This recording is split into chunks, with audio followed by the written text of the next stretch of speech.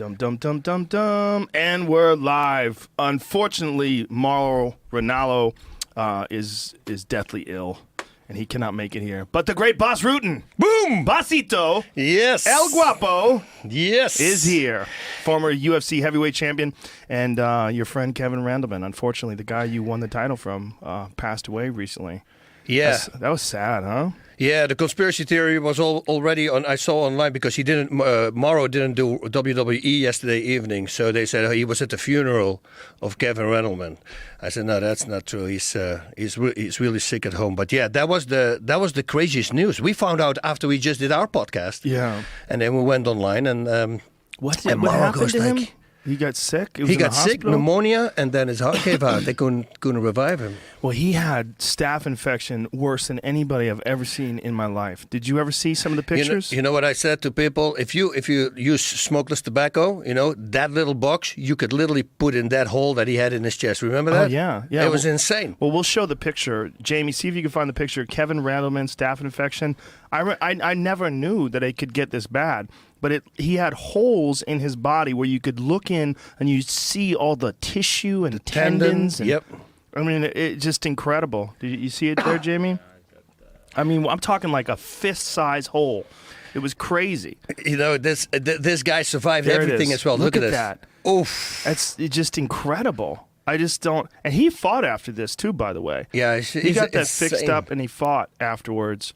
But when your body is that compromised from something like that, I'm assuming that was MRSA, with the medication-resistant staph infection. That stuff is real dangerous, and people die from it all the time. Look at his leg, too. Look how swollen his ankle and his foot is. Oh, my God. Very scary. Oh, God. And Kevin Randleman, in his prime, I mean, what a stud, what a specimen that guy was. To see him that compromised. I mean, I don't know if he just ignored it and it just kept getting worse and worse. I don't know what happened. I don't know either, but I have the feeling that it's like with all the fighters, they were pretty much the same. You probably is the same as well. You have something, you feel bad, your lungs, everything is hurting, whatever, man. I'll take care of that tomorrow once it gets worse. Yeah. Not realizing, because we're pushing all the limits all the time, that at the moment you're feeling it's probably really bad already. You should check it out. But, just push it away. Let's do my work first. And then we'll take care of that later. That was too late. That's the feeling I have. That is a problem with mental toughness in some fighters. They just keep pushing through injuries. And I've always suspected that might be the case with Kane, why Kane keeps getting injured over and over again. And now that he's starting to get some serious injuries where he's had back surgery now, both shoulder surgery, knee surgery. I mean, this is a guy in his prime. I mean, I think Kane is only like 33 or something like that, right? He should be regenerating like this, like nothing. Yeah. As a heavyweight, that's your prime. The early 30s for heavyweights are generally when they really come into their own. And to see him constantly injured, I've always suspected it's just his mental toughness is almost like a burden because he pushes through everything. Mm-hmm. Chris Weidman, I think the same thing with his knees. He's had some serious knee problems. It's because they have the problem. They just go, fuck it, let's just keep going. And they can block out pain in a way that, most people, they get a serious knee injury. They go, boy, I got to go to the doctor. I got to get this checked out. Not when you're in the middle of camp and you're defending your title. You fucking keep pushing through it. Yeah, I'm telling all my students now, because I used to be exactly like all the other guys. I say, if you have an injury and the doctor tells you take 2 months off, take 4 months off. That's my advice now. Yeah. Take double the amount of. Everybody does the opposite. 2 months becomes 1 month or 3 weeks. Yeah. Don't do that, because later in life, like with what happened with me, it will backfire for you. It's such a good piece of advice right there, because so many guys, especially ACL surgeries, how many times have we seen guys get their knee reconstructed and then they try to get back on the mat too quick and pop! Pops again. The new knee blows out again, and you're looking at another 6 to 9 months. It's so Look common. at Dominic Cruz. Also, Benji Radek, he had from an illegal corpse, he had something in his knee. An illegal corpse? Oh, they had the FBI, and it was illegally obtained. He got a letter from the FBI. He almost lost his leg. And then he had this, we went to dinner with him one time. He had a machine on him that filtered his blood everywhere he went. He got this crazy infection.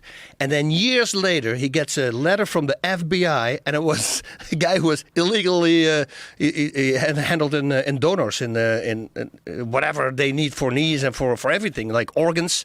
Jesus. And they found that guy, and it was from a cadaver that was infected, and that's why he had all that problem. Yeah, Holy shit. It was really crazy. Did he get a discount or something like that? Is that what the Yeah, idea maybe is? later. Just write it down. A rain check for if the other knee happens. Benji Radek is a guy a lot of people forgot about. He's a fucking talented guy. Very talented. I at the time and they called me crazy when Anderson Silva was at the peak of his career. I said, if I have 6 months with Benji, and he would listen to me, because sometimes he gets that ego that, I can strike with him. No, you don't need to. Take him down, then strike him, because he would knock people out with one punch. This guy hit so hard, he would hurt my hands on the focus mitts. Wow. I'm the craziest power he has. And I'm telling you, his wrestling was so good, he would just take him down and just beat him up. I guarantee you that's how powerful he was. Wow. There's a lot of guys that don't realize their potential. And Benji Radek was one of those guys that people would always talk about in the gym. They say, like, boy, if he could figure out how to put it all together. We did a few times at the IFL, and when he was training for the Anacondas, he was there. Yeah. And then he started listening, and people go like, man, you transformed him into a kickboxer. No, he's just listening at this moment. But when you face another guy, like, for instance, he fought Scott Smith, and I told him, I said, don't brawl with the guy. Yeah, but are people going to think I don't want to? I said, well, blame it on me. Tell him that I said so, otherwise I'm not going to train you anymore. And, of course, the fight starts, Smith comes out, and he starts brawling with the guy. That's what the guy does. Don't do it. It's like with Vanderlei Silva. Don't brawl with the guy, You just got to pick him apart from the outside and take him down. He got in trouble at the end of the first round. Then he took him down, hit him once. It was the end of the round, but almost had Scott Smith. Second round, exactly the same thing. Where I lost my voice. I just stopped yelling. I said, why don't you take him down? Take him down. Beat him up, knock him out. It's really that easy for you. Do it. But he didn't. He goes a funny thing when guys want to beat guys at their own game, or they want to show that they're not afraid to stand with people. Stupidity. Yeah. It's hard to, that fucking thing that makes you great in the first place, that makes you a fighter in the first place, a lot of times can bite you in the ass. Just don't do what the other person is best at. If there's one thing he's weaker than yours, go to that, whatever it is. Whether it's ground, whether it's striking. Well, that was one thing that GSP was always so good at. He was always so good at imposing his strengths. Like whatever if a guy was good at wrestling, he would try to keep the fight standing. If a guy was good at standing, he would take him down. GSP was so good at that. And being unpredictable, too, as to what his approach was going to be. You thought he was going to strike, and then he's going to take you down. You think he's going to take you down, and then he's going to kick you. He was like De La Hoya. De La Hoya, every time when he fought, he had new techniques. He used new combinations. And the same thing happened with GSP. Every time you saw him, Josh Koscheck, I remember the fight. It was a jab, and it was a spinning back kick to the body. Yeah. And he nailed it over and over again. You knew that for the 6 weeks, 8 weeks, whatever he was training, they worked on that. And for the rest, you ad-lib a little bit, what you normally do. But, just pepper him. Yeah, the Josh Koscheck fight, man, that was an ugly one. That when his eye swole up like that, Josh was in seriously bad shape after that. He couldn't fly after that fight. Yeah, well, that was one where they had a drive from. I think they had that fight in Toronto. Was it Toronto or Montreal? I think that was Toronto, right? No, that was. I believe it was Montreal because I think Toronto was Jake Shields. That was the big one at the Rogers Center, right? I have no clue. I think so. Either way, he was in Canada and he had to drive down to Boston, and I believe he had to stay there for a couple weeks before he could even fly back home to San Jose. Wow. So you think like that will blow up in the air as well? I guess. Well, yeah, I don't know. It was so bad. It was an orbital fracture. There's a picture of it right there, and that's after the fight. But it was so bad that they had to operate on it. And those blowout fractures of the eyes apparently are extremely painful and very dangerous too, because it's the bone behind the eye that gets broken. So they have to go in behind the eye and repair that bone. And sometimes when they do that, your eyeball is never the same again. It looks different. Like, do you remember Bob Sapp after Krokop hit him? In Pride, I believe you called that fight. I called that fight, yeah. I was there. Remember Krokop cracked him with a left hand. Was it Pride or was it K1? No, that was Pride. Oh, wait a minute. Maybe Might it have was been K1. kickboxing. I think it was kickboxing. You know, it was because I was actually training Bob said, well, Yeah. whatever you call it, training. I trained him 1.5 times. The rest he was doing interviews. Oh, really? I go, dude, this guy right now in Croatia, he's kicking a bag. He wants to kill you because you're on the top Yeah. of the world right now. He just beat Host twice. Yeah, you know. Ernesto Hoost. Yeah. That is crazy that he beat him. So then he came to train with me because I told him before the fight with Hoost. He said, if you would fight me, where would you go for? I go for body shots because your stamina, and I kick your knees instead of your legs. I kick your knees because you have to carry that weight all the time. Who's dropped him 2 or 3 times with the liver shot. Mm-hmm. So after that, he came. He said, dude, I really want to train with you. I said, okay, well then I'm going to be in Japan anyway, so let's work out. But yeah, he was too busy doing media. I said, don't do that. Well, he was such a superstar in Japan. He had to capitalize on the amount of money he was able to make. I don't think people in America realize how big, for those few years, Bob Sapp got in Japan. You have no clue. We went out to dinner with him, and they have to close the restaurant and have to let him out at the back because you see one person in the front, 2, 4, boom, and there was the whole group. Couldn't get out anymore. Wow. You couldn't go through the lobby of the hotel. And it's not like he can blend in. No, You know? 375-pound man. Well, you know a funny he was story. Huge. He was. This was in the Tokyo Post. They had a picture of him on the cover, coming out of like a massage place, and you saw these little girls next to him, and he's the mountain of a man stands there. And all these little girls, they had that little black thing in front of their eyes, you know, that they do so you don't know who that person is, but you can still tell. And he was upset. He said, why didn't they put one in front of my eyes? I go, yeah. Even if they blocked your whole head That's off. what I mean. People got to go, who do you think that is? Yeah. It was hilarious. Well, when he was fighting in Pride, I mean, he was like a character from a movie. He was like the boss in a video game. You remember? Yeah. Oh, yeah. God. It was so hilarious. He did all these dances, the Bob Sapp dance, and they got every show. He was in every show.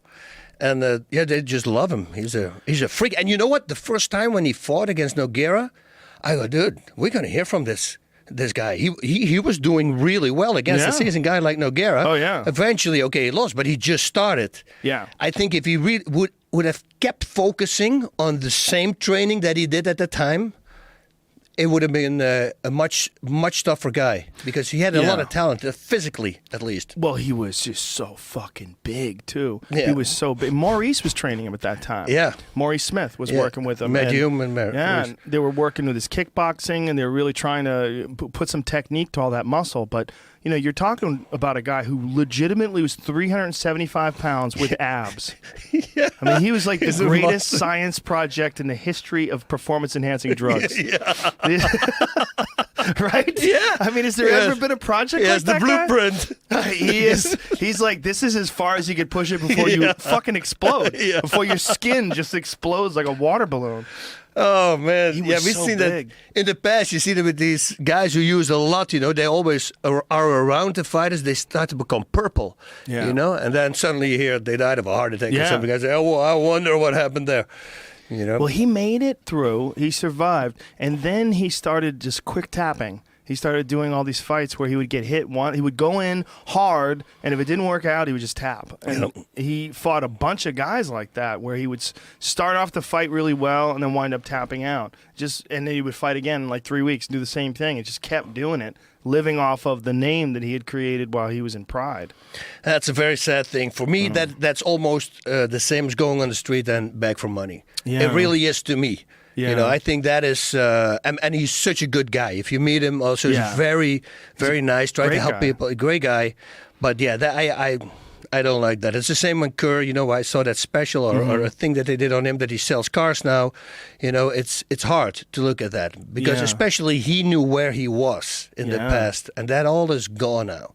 Yeah. You know, it's you can be really high, but you can fall really low. Yeah. You know, so you have fighters saying that. They said, it's so great to fight. He says, but when you're high, you know, when you win. But when the lows are there, it's really low as well. The difference is too much. Yeah. Well, actually, look what just came out with Ellen and Ronda. Yeah. Right? Yeah. I mean, she broke down just thinking about it. And I know it's a moment that they're there. So everybody would have that for a few seconds.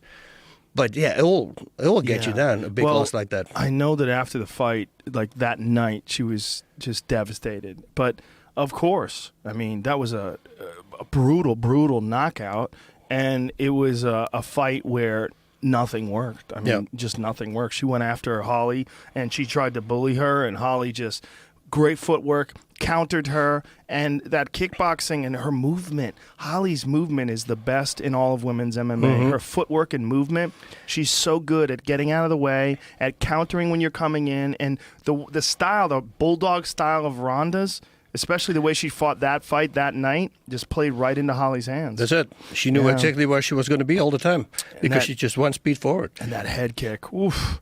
You know, that was one of the things I said after that fight. I'm like, she should take a long time off after that fight. Because that's the kind of head kick, that's the kind of KO that it takes a long time to recover from. You might look fine. You know, you might be able to talk. But mentally and also the brain itself, that kind of an impact, like a high kick like that, can really take a long time for everything heal. For everything to normalize. Well, what Kenny Rice said, he says, because I took my words back, because we're talking about Floyd Mayweather versus Ronda. I said, well, if it goes to the ground, you know, I truly believe. But Kenny said, footwork will make sure it's not going to go to the ground. I go, no. 5 rounds, 5 minutes, 25 minutes, a long time. You know, there will be a clinch one time. But that's exactly what happened. Yeah, there's a difference, first of all, in fighting in an octagon, which is a huge surface. Like, if you look at a boxing ring, most people... you can look them up. Much smaller space. And also, I just don't think Ronda would try to box a Floyd Mayweather. I think she thought that she could stand with Holly Holm. And I think a lot of it is based on Holly's previous performances in the UFC, especially the Raquel Pennington fight. Raquel Pennington, who's very tough, very durable, and Raquel, I always give her, I gave her the nickname the ear exploder because she's had so many moments in the fight where you're like, whoa! Where you scream so loud that you blow people's eardrums out, like. When she fought Ashley Evans Smith and Bulldog choked her, blood everywhere, and she choked her with like 1 second to go. We were screaming at the end of that fight, like, she's out! And then she's not. Yeah, but Pennington's so tough and fought conservatively against Holly Holm and almost won. Like, that was a split decision, right? So you look at that fight and you go, oh boy, man, maybe Ronda could stand with her and just go after her the way she went after Betch Correia, the way she went after Alexis Davis. But, man... Holly was just on point. I think it's game planning also. You know, after that fight with Raquel, that was what's perfect for her because that means, okay, stay away from the big bumps. You know, and they know that Ronda, she's an athlete. She can hit. She hits you. When I saw that, the open workout in Brazil, and I'm one of these guys, I have always things to say. Oh, this is not good. You should do that. You can improve this. You can. You know, I'm very critical, and I think to myself, am I too much? What am I doing? But at the moment I saw her training there, and this is not fighting, and I know this doesn't translate to fighting, but hitting the focus mitt and hitting the back or all that stuff, it looked nearly perfect to me. The rotation of her upper body, the movement afterwards, very Tyson-like. Also, I really thought, man. Yeah, okay, I have nothing to say now. This looks really good. I felt the same way. Yeah, I felt like her hand techniques were on point. And then when she polished off Betch Correia in the first round, it sort of spoke to that. Like, okay, well, look, obviously she hits hard, her technique is improving, and she's an elite athlete. You're talking about an Olympian. You're talking about a person that has that mindset to push forward and figures out a way to get better at everything she does. But... so does Holly. So does Holly. I mean, and Holly has got way better kickboxing skills and way better. She's got way more diversity in her striking game. Whereas Ronda's just punching, knees to the body when she gets close to the clinch, knees to the body. But on the outside, it's just punching. Whereas Holly can head kick you and knock you the fuck out. And she sets those kicks up with kicks to the body. She'll throw kicks to the leg. That Jackson Camp, they all like that oblique kick to the thigh. To the thigh, which is a dangerous kick. Yeah, it's going to be outlawed. And when somebody's going to snap their knee, it's going to be over. Do you think so? Because knee bars aren't outlawed, heel hooks aren't outlawed. I know, but that's a different thing. You know, this is once your leg is a little stretched and you get hit there. Oh, yeah. That's it. A knee bar, or you have to be in powerfuljre, you know. But anybody else would just put the knee bar on and give you time to tap. Yeah, you won't have that with an oblique kick. Yeah, I agree. I mean, but it's so effective right now when it's legal. I understand why they're using it because John Jones is so good at it, and Winkle John is one of the best striking coaches in the world. He really is. Yep. He's so good and so underappreciated because he's such a humble guy. He doesn't. He's not talking a lot. He's not bragging. He's a very down to earth, normal, humble guy. Yep. But the results that guy's been able to. I mean, Holly's probably one of his best students, but of course, John Jones. As well. It's not a freak. Yeah. Who he can change the world. He could be if he's now on the straight and narrow and he's just fighting. I see this guy. Nobody's going to beat this guy. It's going to be hard. That's for sure. But the worry about John is that John's going to fuck himself up because, like, recently he just got caught driving with no license and no insurance and no registration, and he lost his license. He's got millions of dollars. Get a fucking driver, man. Get a driver. But look at Tiger Woods. What happened to him? Because when all the crap happened with him, he didn't come back from that. And I understand this is golf, but same as fighting. It's a mind game. It's really a mind game. Yeah. So can he overstep that? I think he can because Jones is young, and he knows how good he is. But if I were him, I would say fight 4 or 5 more years. Stop. You're going down in history. Like 1,000 years from now, they will still talk about you if you do it correctly. Yeah. Or, he sidetracks and something bad's going to happen to him. Let's not hope. Yeah, I hope he pulls it together. He's a great guy. I really like John as a person. I mean, he has his flaws like most people, and he's young, and the amount of pressure that he's on to be the youngest ever UFC champion, to have this spectacular career so early in life. The only loss he had was a disqualification. That was a bullshit disqualification. Yeah, I mean, this stupid rule of 12 to 6 elbows, they got to get rid of that rule. Yeah, it's so dumb. If we don't know what I'm talking about, folks, in the UFC, there's a rule, and it's a crazy rule, that you can't strike someone with an elbow from 12 p.m. to 6 on a clock dial, like going straight down. And the only reason why you can't do it is because when they were setting up the athletic commissions had seen those karate demonstrations on TV where a guy would break a brick with his elbow, and they said, well, you can't do that. That's got to be illegal because someone could die. And this is what Big John McCarthy told me, that he had to talk to these people, and he's like, okay, all right, then that one's illegal. So that's the only reason why that's still illegal. But the great thing is, if you're on your back, you're allowed to do it because that is northwest to west to east. I mean, yes, it's so stupid. It's the dumbest thing ever. It's so stupid. It's one of the dumbest rules that's still in place. Yeah. Oh well, that's we had a guy in Holland. Hippolyte and Wheat, Orlando Wheat. These two guys, when they fought each other, they would sell out all the time. I saw 3 fights of them live because these guys were crazy. Full Thai rules.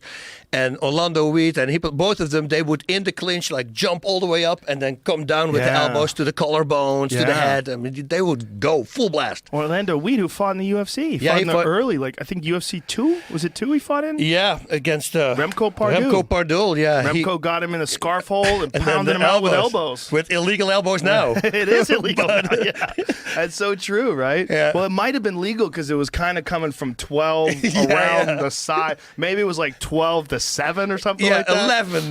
11 till 5 or 1 to 7. It's up to you what you want to call them. It's so dumb. Yeah. It's so dumb. I have a problem with a few rules of the UFC, but that's the number one. That's the number one. Yeah. I have also a problem with putting the hand on the ground to stop knees to the head. I always go, if you have somebody, lift him up and then knee him in the head. Well, I feel like to a downed opponent, maybe that's a problem when they're up against the cage because you can't get your head out of the way. Like in Pride, one of the crazy things about Pride, which I think to this day, and one of the reasons why I was so excited to have Morrow here too, you guys called the glory days. Oh, I mean, it's some of the wildest fights in the history of the sport where you have stomps, soccer kicks, everything.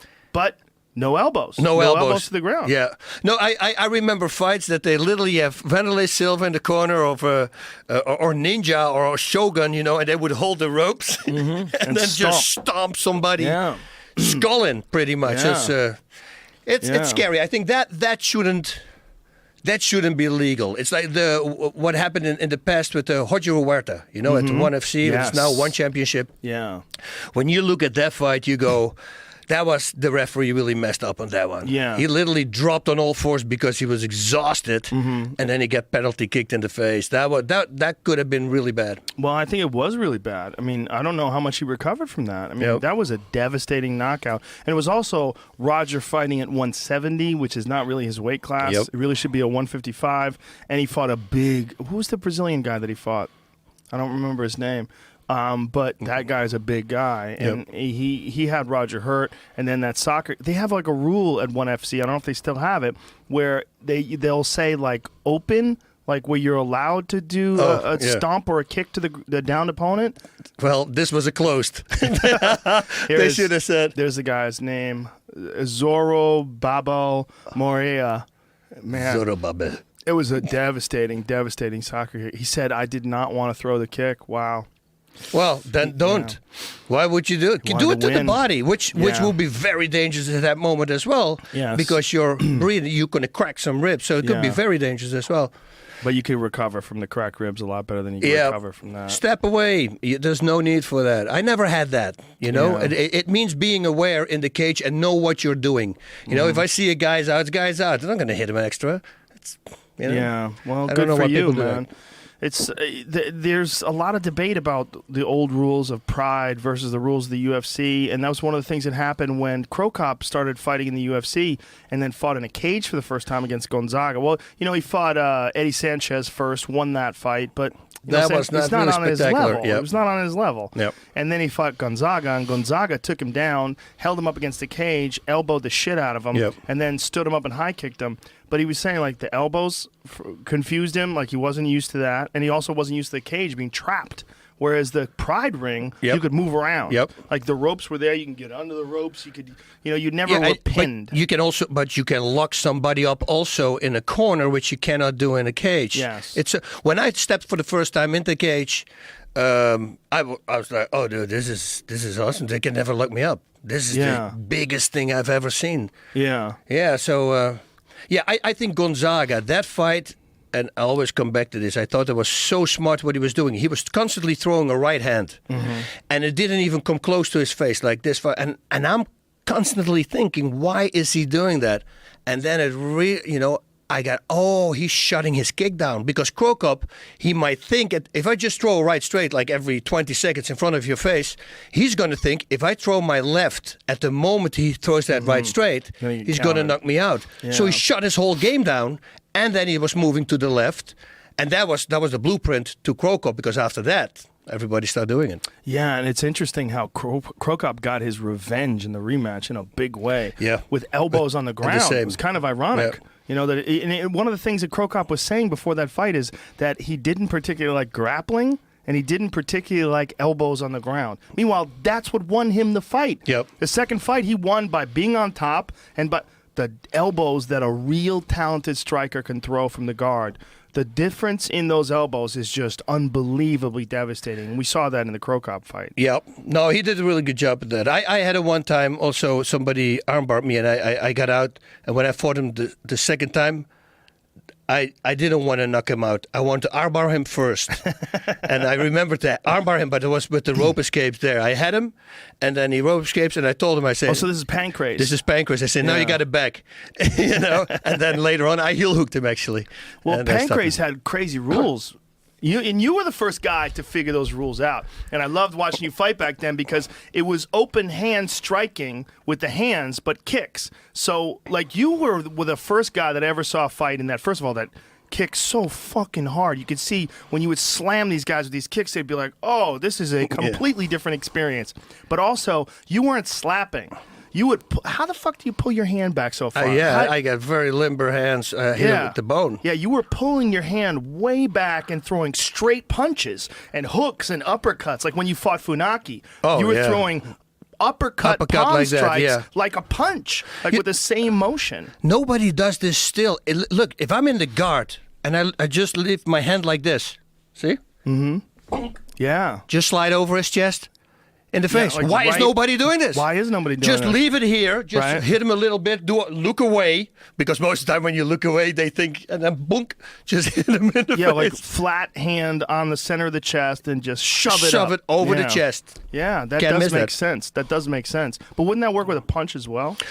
Yeah, but you have more space with a palm. Right. Like on this distance, this is much shorter than this. This is like an extra 15%, which will make a lot of difference on that distance. That's a very good point. Like, Yeah. that's another 5 or 6 inches at least. Listen, Yeah. that's why I never understood nobody's throwing palm strikes now. A left hook, right straight combination, right? In boxing. Right. It's a dumb combination if you really think about it. If it's a short left hook, I'm way too close for my straight punch. It has no power. I can't stretch my arm.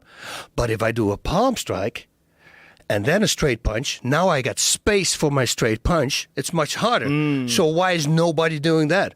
Now I do clotheslines. I posted a thing on Facebook like a year ago. When I hit a bag with a clothesline, dude, I don't think people can imitate my weight with a kick like that. They can kick, and then I say, okay, now I show a clothesline. And you see the bag folding around my whole arm. It's the craziest thing. You can try to block whatever you want. If I clothesline you, if you stand still, it goes straight through everything. I guarantee you, knock you out. Why is that? Why is a clothesline so powerful? It is so powerful because you can really lock it up. Don't stretch your arm, because if you miss time and you hit you're going to hyperextend. But you can drag your whole body weight in there because you lock it up. And your legs are planted on the ground. Oh, yeah. So you're getting all that hip torque in there? Dude, it is such a powerful strike. And also with the clinch, even when they stand like this, if I do this, it loops around the defense and it hits the back of the head, still the legal part. Right. Because it's outside the mohawk. Well, even the back of the head standing never seems to get, like in boxing, they get penalized for punching the back of the head. Like people say no rabbit punches. But when you think about a head kick, a lot of head kicks, especially back the of ones the that head. go over the shoulder, they're the back of the head. Yep. And it's legal. And that's why they're effective. And that's why it was so effective with me, with Pancras. I hit behind the ear. If you look at Mike Tyson's fights, I don't know how he did it, but he did it. He was always the shorter guy. But if you see him hooking somebody, he hits almost the back of the head. Yeah. He's got very short hooks. Now, the body, it's ready for impact from the front and from the side because you're used to it. Well, if you can see the punch coming. The behind, I always tell people, just do with the palm, just do this to the back of your head and see what happens. Like just me doing this, it's already go. You're not ready for that. So you can only imagine if you go hit as hard as you can behind the ear. Yeah, it's a sweet punch. I can't understand nobody's doing it. It drives Is me the nuts. back of the head that much more dangerous? Oh, do this. But I mean, is it that much more dangerous? I mean, no, should no, it on the be side, outlawed? just behind Right the here? ear. Just do that. Oh yeah, Right? You got. yeah. Remember when Henzo fought in World Combat against that judo guy?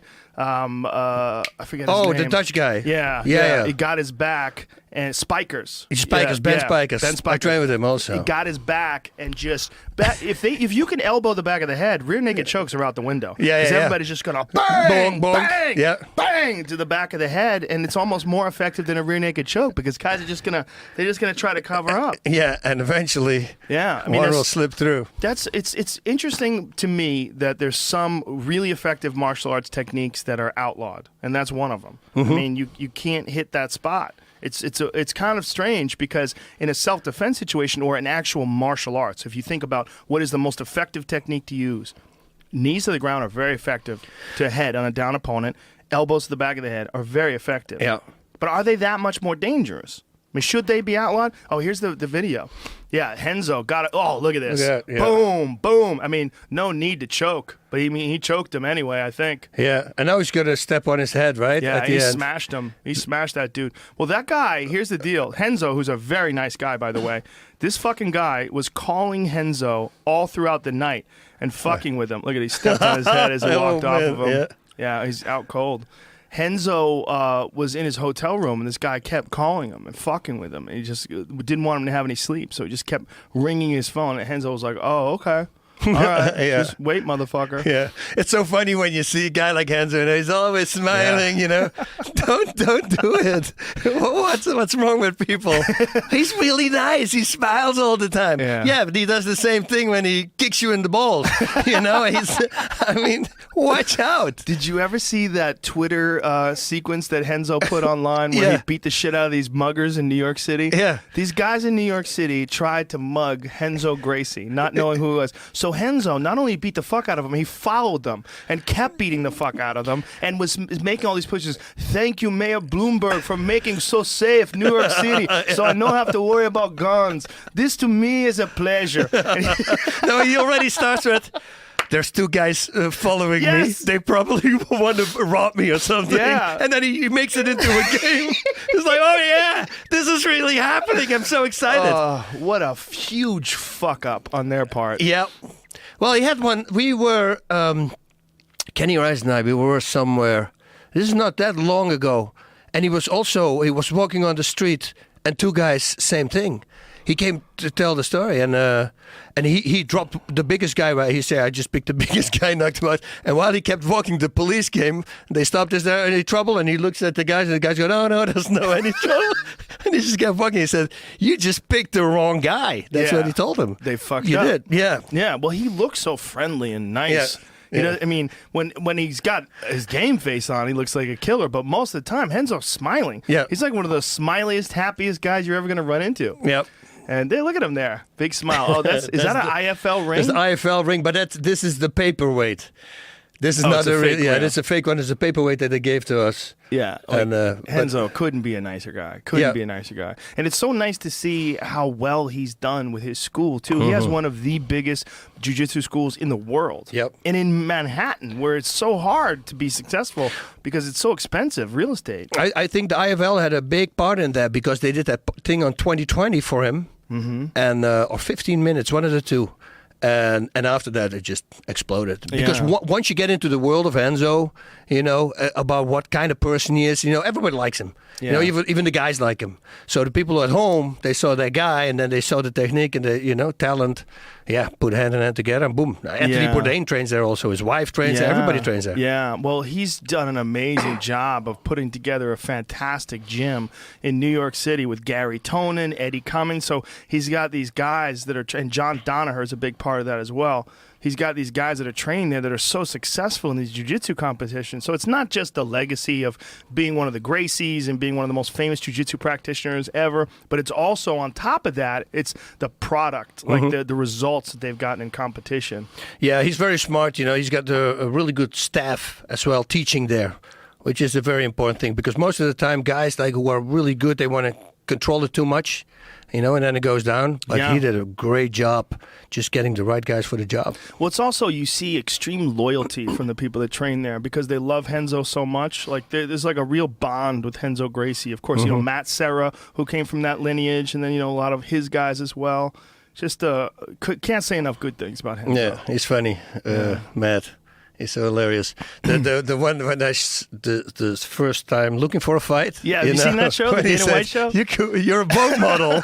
You know, when Dana sits there and then he gets Yeah. all uncomfortable Yeah. about sitting a certain way. It's so funny. If you haven't seen it, there's a show called Looking for a Fight, and it's Dana White, Matt Serra, and Nick the Tooth. And what they do is they go to small MMA shows all over the world, and they see fights and find talent. And Yeah. that's where they found that kid, Mickey Northcutt. Gall, Sage Northcutt as Yep. well. And then the guy who they were setting up to fight, Punk. yeah, CM Punk, which is, I don't know what's going to happen with that guy. I don't understand this whole thing. He's got a lot of injuries. Well, I also think it's ridiculous for him to fight in the UFC. I think he should fight in a small organization. Take a fight in a small organization, build yourself up. I have always said that that's what should have happened with Brock Lesnar. I mean, if you look at Brock Lesnar as an athlete, I always said if you took Brock Lesnar and got him to a guy like Matt Hume or Faraz Sahabi and said, okay, make this guy a champ. You're dealing with a freak athlete. Unreal. Just train him Yep. correctly, build him up slow, get him through the rank. But he wanted to fight right away in the UFC. One fight in K1, right to the UFC. Fought in that K1 LA show. Yep. and then right to the UFC. Yeah, it's a shame, and but it's his name, and they of course they understand that once he fights for a pay-per-view, there's going to be a lot of people. He's going to have a cut on the pay-per-view, But that is short. It's always short, like the money. Mm-hmm.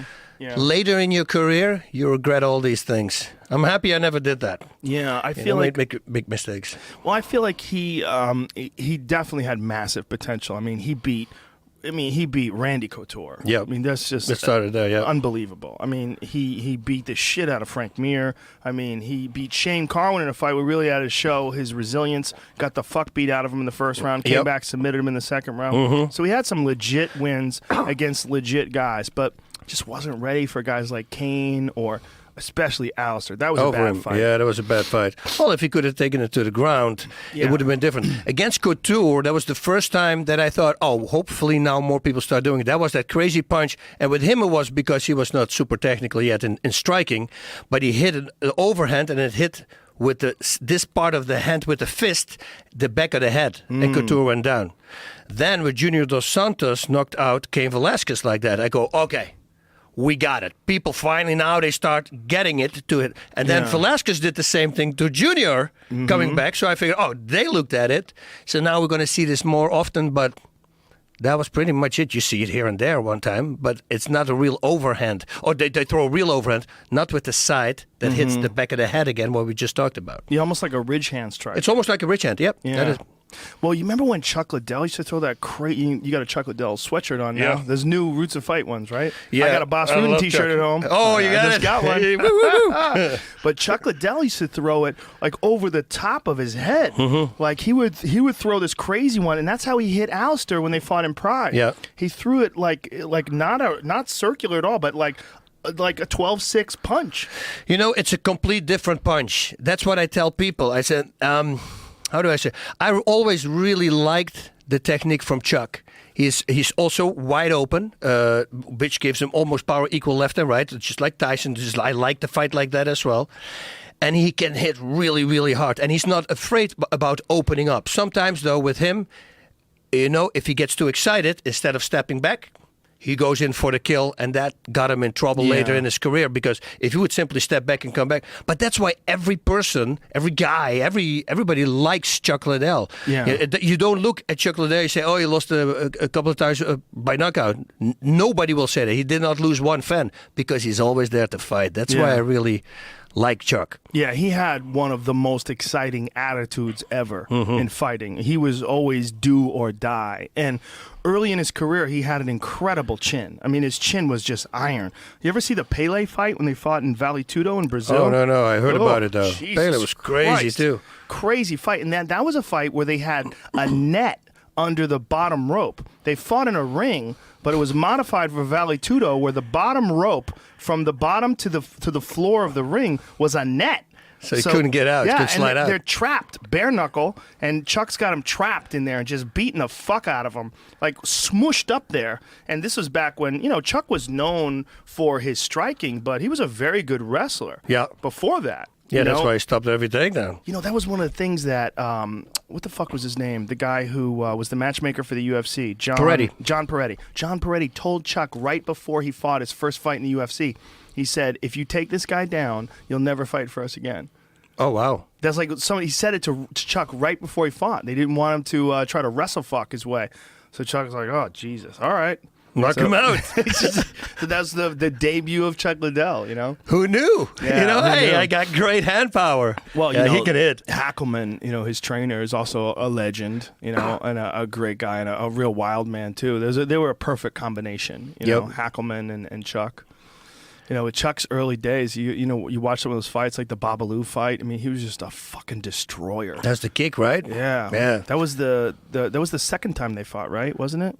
I don't remember. If we have Mauro here, he'll tell the dates, everything. Well, when Mauro gets better, we'll definitely have him back here. I would love to talk to him. I love Mauro. He's such a great guy. He really is. We have some crazy stories in Japan also, because everything with us is fun. We would come home or we would come home. We would go breakfast in Japan. You know, you wake up early because of the jet lag.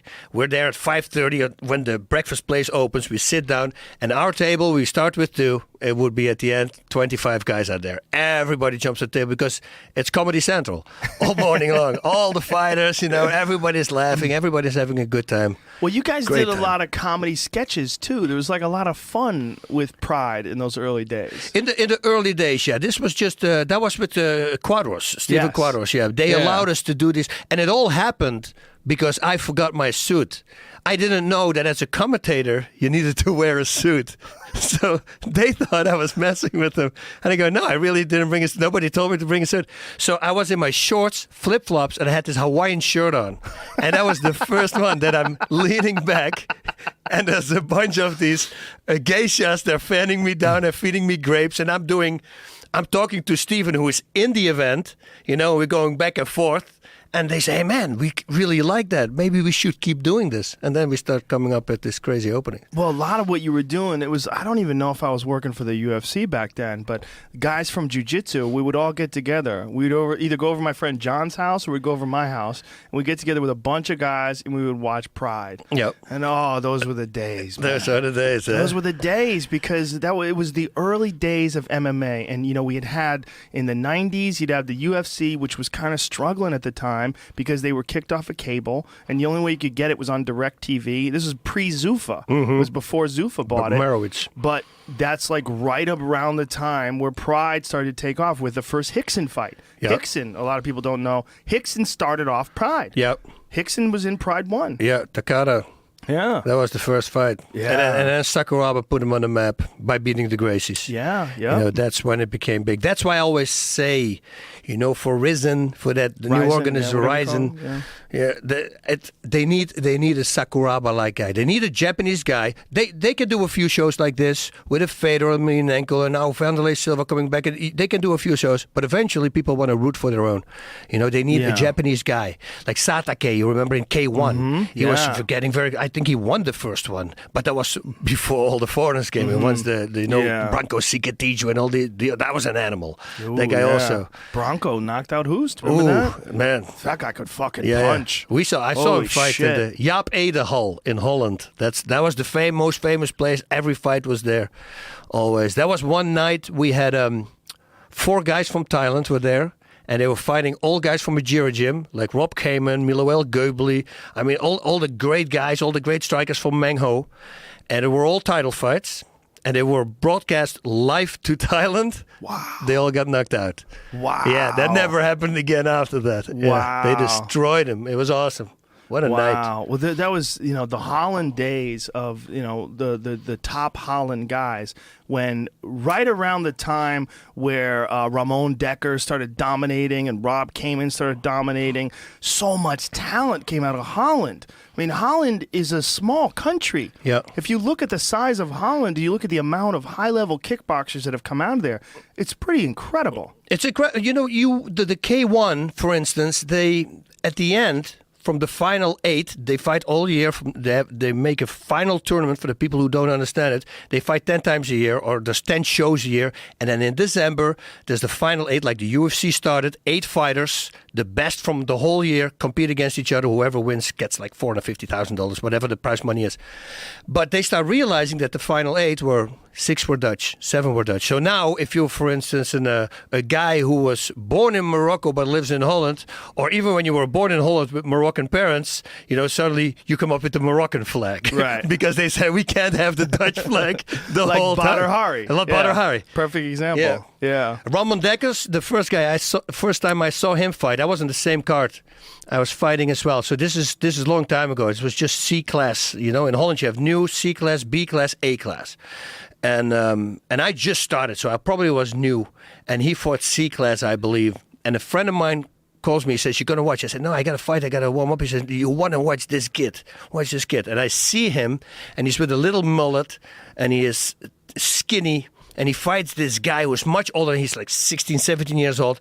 An older guy with tattoos. So automatically you go, "Oh, man, he's going to get killed." And my buddy goes, "Just wait till he starts." You know? And the first kick, I still remember. He kicked the guy, a low kick. And the guy went horizontal and fell on the ground. And I'm looking at my buddy. I go, "This is the craziest power I've ever seen." It was so explosive, and he was so skinny at the time, but his technique was perfect. His technique was perfect, and he was so ferocious. Yeah. I mean, he didn't care. Like, when towards the end, his ankles were so fucked up that he wanted to fight southpaw because he didn't want to throw the right kick, but he would kick a few times and would go, fuck it. And he'd go right back to it and with his bad leg. I mean, they were telling him, like, we're close to amputating your leg. You've broken your foot so many times. You've broken your shin. Your whole leg is just a series of... And he would wrap it up tight and just still. Once the fight started, he didn't give a fuck. He would just throw it right into elbows. He'd kick everything.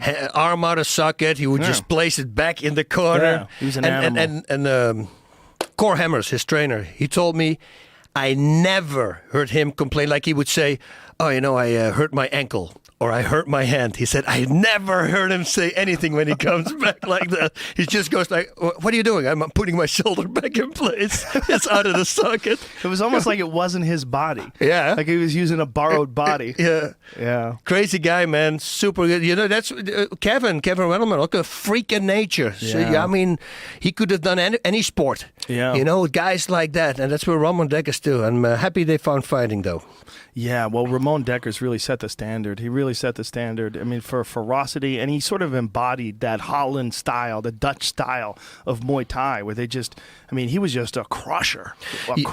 Yeah, he was like Rob Came and all these guys. They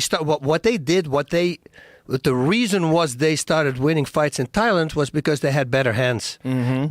They tied the hands and the kicks together, and they didn't do that in Thailand yet. It was predominantly only kicking. Kicking and a lot of clinching. And then you had like Rob Kamen, who was one of the greatest kickboxers ever, and then you suddenly, that's the technical version, the more smooth one. Probably he had the slow twitch fibers, because he, don't get me wrong, he knock you out with every punch. But then you had Ramon Dekkers, who was the explosive guy. He had that technique, and he added the explosiveness to it. It's like Tyson. Recklessness too. Just crazy power. When he fights Koban the first time, and he hits him with 26 punches, you got to see the shots. Yeah. That Koban, he was never, had 200 fights, never been knocked out in his life. He was the first guy to do that. And then you see after the fight, when he's down, the whole place is quiet. Yeah. Nobody moves. Yeah. And then Rob Kamen jumps in the ring with a Dutch flag and he starts parading around. Pull that fight up, man. Ramon Dekkers versus Koban. Koban Laksam Choi Tang, right? Is that how you say it? Yeah, just do Koban. Just Koban. I always did it with these Polish names, But the guy say, okay, I call him by his first name. The Thai names are pretty crazy. The amount of adverbs and adjectives they have in there. The amount of fucking, like whatever. It's so strange. Yeah. The amount of consonants all just lumped in together, and all these crazy names. Here it is.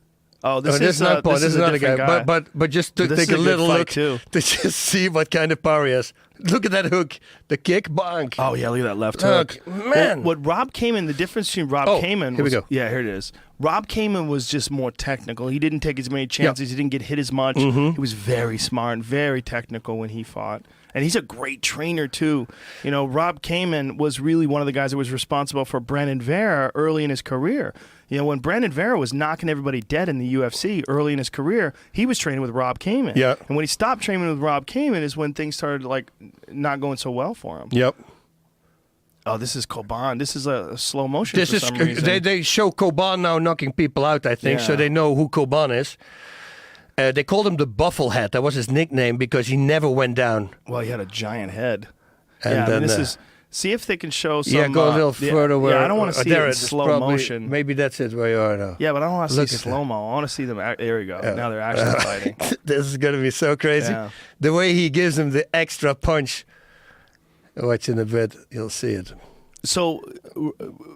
Ramon, most of the time, fought southpaw. Is that what it was? No, he fought didn't orthodox. Care.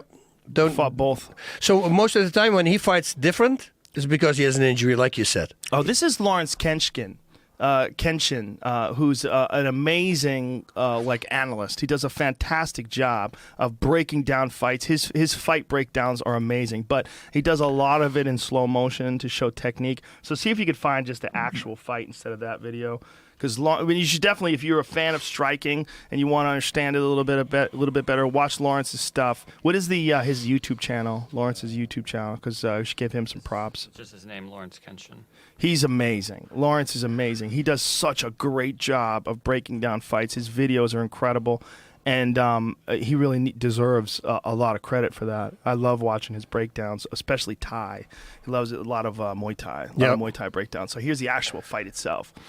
Man, these are like, in a lot of ways, like unprecedented times, because the Thais back in those days, we were used to karate and we were used to PKA kickboxing. Yeah, 10 kicks, WKA to the head first. People didn't know. And then when Westerners started going over to Thailand and competing against the Thais, we started seeing what high-level Muay Thai they had. And their kicking technique, and especially the low kicks, was just devastating. That was the first, the American champions here, when they came, when they lost, it was low kicks. Yeah, but remember when Rick Rufus went and fought? And it's kind of funny because Duke Rufus talks about it. He kind of laughs about it now, that they were saying when his brother got fucked up, I forget who his brother fought, but he got lit up with leg kicks and stopped.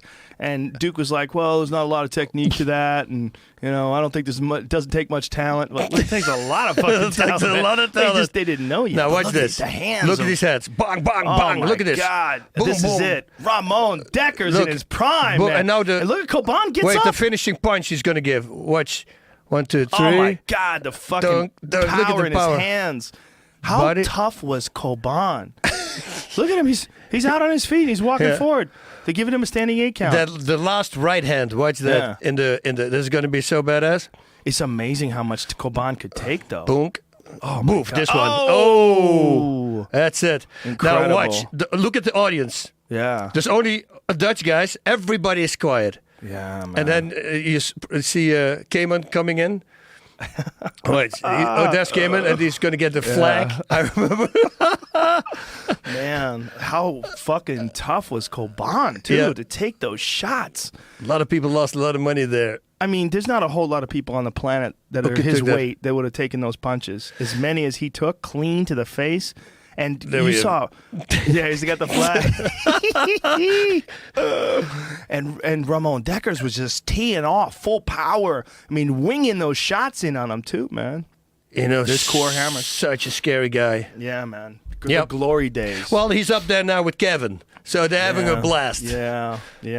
Sean Tompkins. He died young as well. He died a heart attack while he was riding his bike. What was that? Did they know what happened? No, they first thought maybe he fell, but it was his heart. And he's also, because we've all been crazy. We all liked pushing limits, with drinking, with everything. And but he was totally like a year nothing. We started cycling, and I knew, once he starts something, and he loved cycling. I mean, this guy is going to go 50 miles an hour. I know he's going to, because that's who he is. He can't stop being the best at everything he does. So I thought he wasn't just riding his bike. He was probably going crazy with it. That's his attitude. Always pushing animal. Such an animal. Yeah. He probably pushed himself to his heart broke. And also when you see him, all the punishment he got in the tie with all the cuts on his forehead. Yeah. He's looks really badass. When you look at it, you go like, oh yeah, I want that. Well, I remember when he fought Dwayne Ludwig towards the end of his career. I mean, like deep into. I mean, his face was flattened out, his massive scar tissue all over his eyes, his nose was flattened out. Yeah. I mean, he took a lot of punch. I don't think anybody's face changed more than Vanderlei's, though. And his face got flattened. I mean, you look at Vanderlei during the old Valley Tudo days, and then Vanderlei towards the end in Pride. I mean, it changed his face. But didn't they do surgery with the cheekbones like Nick Diaz did, to make him flatter or something? Once he was in the UFC. They not only did that, they took cartilage out of his rib and reconstructed his nose. And Vanderlei had his nose made big so that he could get more air in. It looked crazy because his nose looks very different than it used to look. Like, I remember the first time I saw him was on the way. He was like for the weigh-ins. He wasn't fighting. He was with someone else, and he came up the stage, and I didn't know who the fuck it was. Yeah, you didn't recognize. I didn't know who it was. Oh, that is scary. And someone said that's Vanderlei, and I went, what? What? Because he had just gotten the surgery, so his face was pulled tight, his eyebrows were pulled tight, and his nose was big. Yeah. It was like he had his nose made much larger with a big piece of cartilage so that he could take punches. Oh, yeah, you see, that's the same with the stupid ears, with those cauliflower ears. Yeah. I sucked them out 3 times a day. You good got to for you. stab through it, and you Yeah. have to need a big syringe and a large needle, because I do not want to have those ears. And they go, oh no, Yeah. they're considerate trophies. I go, okay, good for you, not for me. I always wear ear guards. I have a little tiny pieces of it here and there, Yeah, but me I too. always wore ear guards. Yeah. It's just not smart. It affects your hearing. Like, it looks cool, but it affects the way. The reason the ear is designed that way, so the sound echoes off the outside of the ear, and you can hear better. Yeah. Like, if you take your ear, like folks who don't have cauliflower ear, take your ear, go over the top of your ear, and bend it down. Yeah. That's what those guys are hearing like all the time. Like Yeah. Randy can't even use iPhone ear pods. Those ear Yeah, they plugs, can those put 'em little in. things. I You had a can't put guy 'em in. also, they walk around with a Bluetooth, and I say, how can you listen to that thing? I mean, don't it's a hear thing. anything. It's not even an ear. Well, Randy told me too. What happens with what it is calcification. So when your ear breaks and bleeds, if you don't drain it, it actually turns to calcium. Blood, yeah, what turns out, So it's like a bone. So what Randy would do is get on top of guys and grind his ear into their eyeball. He would get his ear, like when he's taking guys down, he would shove his ear right. It's like he had a rock There's on his something head. very wrong with this guy. There it is there. Look at that. Yeah. Well, And just so the people know at home, a really tiny surgery can fix this right Yes, away. yeah. I mean, they can fix this in 10 minutes. yeah. One of Eddie Bravo's black belts, Brent, he had it done. He had his ear cut, and then they pulled Pull it it out. back, and they pulled the stuff out.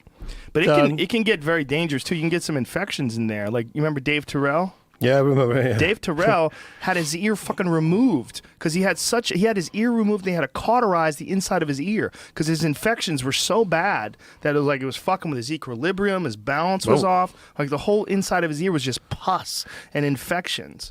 The Kimbo against Thompson, James Thompson fight, when they called it like a satellite was hanging, and he hits it, and you see the blood Explodes. splitting out. Well, he went in there with it. I mean, he didn't. Not only did he not drain it, it was like a recent blood.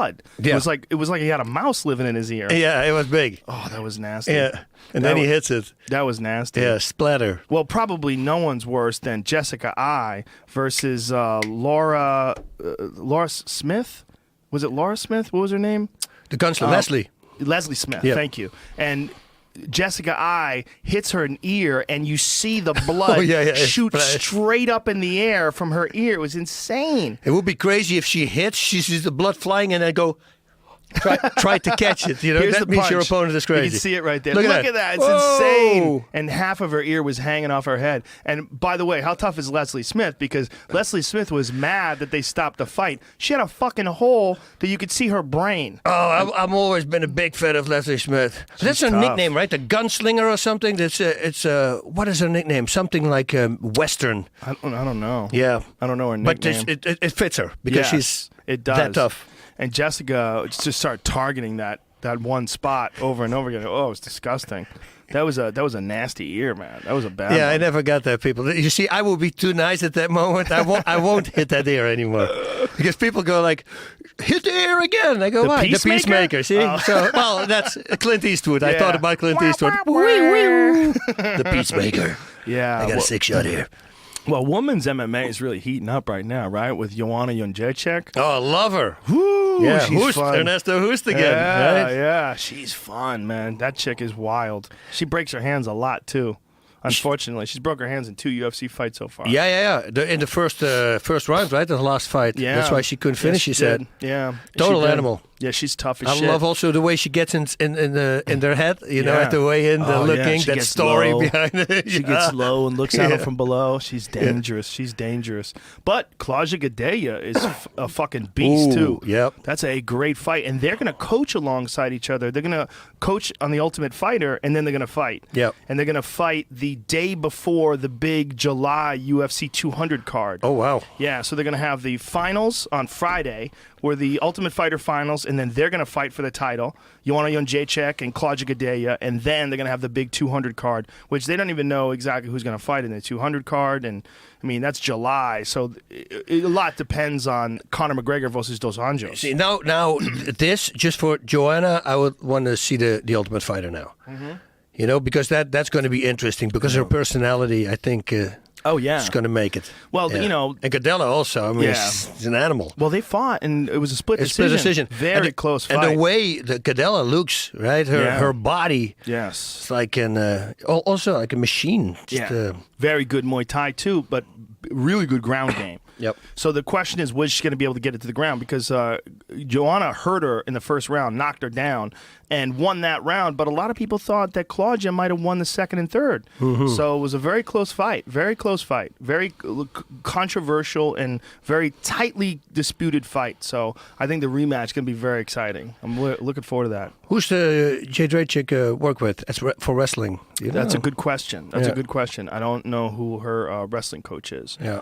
But I think she does a lot of her work in Poland, you know, because she lives in Poland. So, I mean, there's so many good European wrestling coaches. You know, Europe and wrestling, there's a lot of great, like especially they bring in a lot of Eastern Bloc wrestlers, a lot of the Russian wrestlers. Like that's how George St. Pierre got so good. Yep. The Russian nationals who are training up in Montreal. He goes, You know? I go train with you. So technical too. You know, those guys, the Russian style of wrestling is so technical, so drill oriented, you know. There's so many really high level. I mean, look at what's happening now in the UFC with all these Sambo guys, these high level grapplers. Like, well, first of all, you've got Habib Nurmagomedov, who's one of the best in the lightweight division, but he's another one that has a hard time staying healthy. You know, and But do you think it's the training, or you think it's just the person? who knows? Yeah. You know, it could be both. You know, I mean, he's such a fucking animal. You see the way he fights. Yep. You got to think he trains that way. Yep. And the way he fights is just so grinding. He's so fucking attacking and relentless, like a badger. You know. So who knows? Yeah, I was guilty of that as well. I trained really hard. Like, but when I hear stories, I hear fighters saying, "Oh, we go like on Fridays we spar like 70%," and I go, "And they said, "No, that's it." I said, "That's it for sparring." Yeah. I go, "Wow," and they always ask, "Oh, so how many times you do?" I say, "Every workout." Because that's what we're going to do, you know, and we're going to I'll try to hurt your legs. Well, if you have to fight, I won't. And your body, I will go with kicks to, and I expect them also to go hard with me. And the head, you know, yeah, of course, we watch out for the head. We don't knock each other out too much. Too much. Too much, because it happens as well, right? It's inevitable. But that's why when I didn't fight for 7 years when I did that 2006 fight, I felt great. They say no ring rust. I say no, because we're doing it 2 times a day. We're training Right. hard, you know, and if you're used to it, it's the same as a fight. I mean, if they go hard, well, that's a fight. Yeah, it's very similar if you train like that. Some people feel like, I mean, that's one of the ideas behind hard training is that when you train hard, you fight hard, and it becomes normal to you. But then other people think, well, you really should just train technical like a lot of the Thais do. They train more technical and more light with their sparring, and the hard work is all pad work and bag work. So there's people that think like that's the way to save yourself. Like Wonder Boy says that. He says he spars very light, you know, because he wants to preserve his chin, wants to preserve his head. He's like he saves the hard work for the bag and for fights. I used to train a lot with my buddy Amir Peretz, the Navy SEAL guy from Israel, and he's the one guy who could hang with me, and I mean stamina-wise, because I will not knock him out, but we will go hard. People who see us, they think it's out of control, but it's not at all. So it's also about who you train with. Right. If one day your steady sparring partner is sick and somebody else pops up and you don't know that guy, and that guy tries to make a name for himself, you know, that's when you get the injuries. Yeah. But I truly believe in going hard. How many times do you see it? It really angers me if I see guys in a clinch kneeing other people, and they knee them like they knee in training. They just lift their legs. Nobody gives a real knee. Right. Look at Joanna when she makes a knee. Now that's a different story. Or Alistair. Explode in there. Yeah. Alistair's go full knee blast. was But they go, they're stupid. Or the knees to the thighs. It's not going to do anything if you do it like that. Right. If you do one hard one, it's worse than a low kick. Yeah. Because they don't expect it. The muscle is relaxed. It goes straight through. But nobody does it. There's a few. I mean, we're talking about 1% of the fighters. But isn't it, though, like all techniques, like some guys just aren't that good at certain techniques. They just don't have the kind of pop. Like you'll see guys throw kicks, and there's just nothing to them. And it's not that they're not trying, is that they don't have the looseness of the hips. They don't have that sort of snap into the kick. No, most of the time it's just technique. If you train your legs and you put like 10-pound ankle weights and you just start throwing knees from zero, don't make it a bouncing like sit-ups. Mm-hmm. I can do 1,000 sit-ups as long as I use momentum to get back up. Right? That's the problem. What a lot of guys do, they do the knees. Mm-hmm. It's all momentum. Stand still, explode. Stand still, explode. And the trick also with knees is to move your hips away from your partner, same as with the straight punch. The longer the knee is on its way, the more power it's going to have. Right. And these guys, they don't. They teach throw your hips in with a knee to the body. It's the dumbest thing to do. Right. It's like me giving you a straight punch and closing the distance. I'm jamming myself. Right. You don't want to do that. Free it up. Let the hip flexor do the work. And at the moment you connect, that's when you want to push your weight in. Right. You see? But a lot of guys don't do it like that. They just knee like they do in training, in sparring. Do you get frustrated obviously there's some very high-level training going on in MMA, some very high-level training, but there's also some training where you see these guys, you're like, they're just not really prepared correctly. Yeah. Well, kicking in the balls, the inside low kick. 90% when it happens, it's just because the guy doesn't know how to kick. Because he's kicking up. He's kicking up. His right foot, if he kicks with the left, his right foot, his toes, I guarantee you, pointing straight to the opponent. Yeah. What they need to do is open that foot. Let the toes point to the side. And then the angle is much easier to kick. You will never have that problem. Right. These are just guys who don't know how to kick, and that's why they kick you in the pills. Well, it's interesting because that kick to the balls is so much more common in MMA than it is in Muay Thai or in Glory. Because they know. Exactly. They're Technique. throwing the kick. Yep. We were talking about Glory getting, before this podcast started, we were talking about Glory getting picked up by Fight Pass and how exciting that is.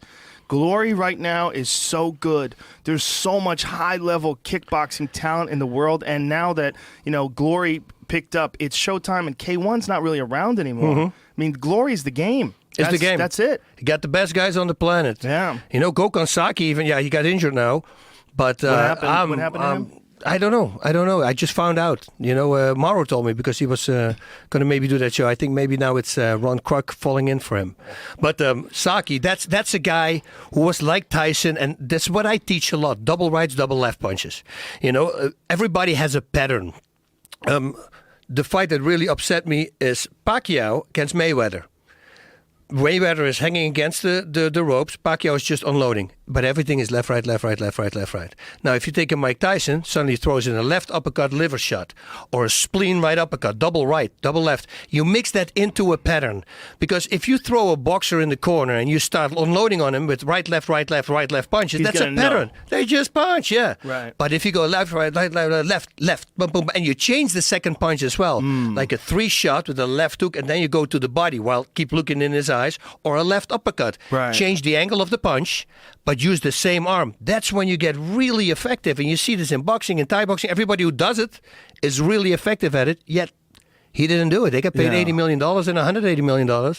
You would expect to do that. You had a shoulder injury. That doesn't prevent him from throwing a double left or double right. Mike Tyson, spleen right uppercut. I think he knocked 6 guys out like that. Oh, yeah. Bang, bang, over. Unusual patterns. Yep, that's it. Yeah. Did you ever see John Wayne Parr's got a fucking amazing highlight reel, but I put one of them on my Instagram page the other day where he hits this guy with like 7 uppercuts in a row with the right side. Just bang, bang, bang, bang, bang. Like, you can't prepare. You don't know the guy's going to do that. I do this yesterday in my class. Double right uppercut, left hook. People don't know.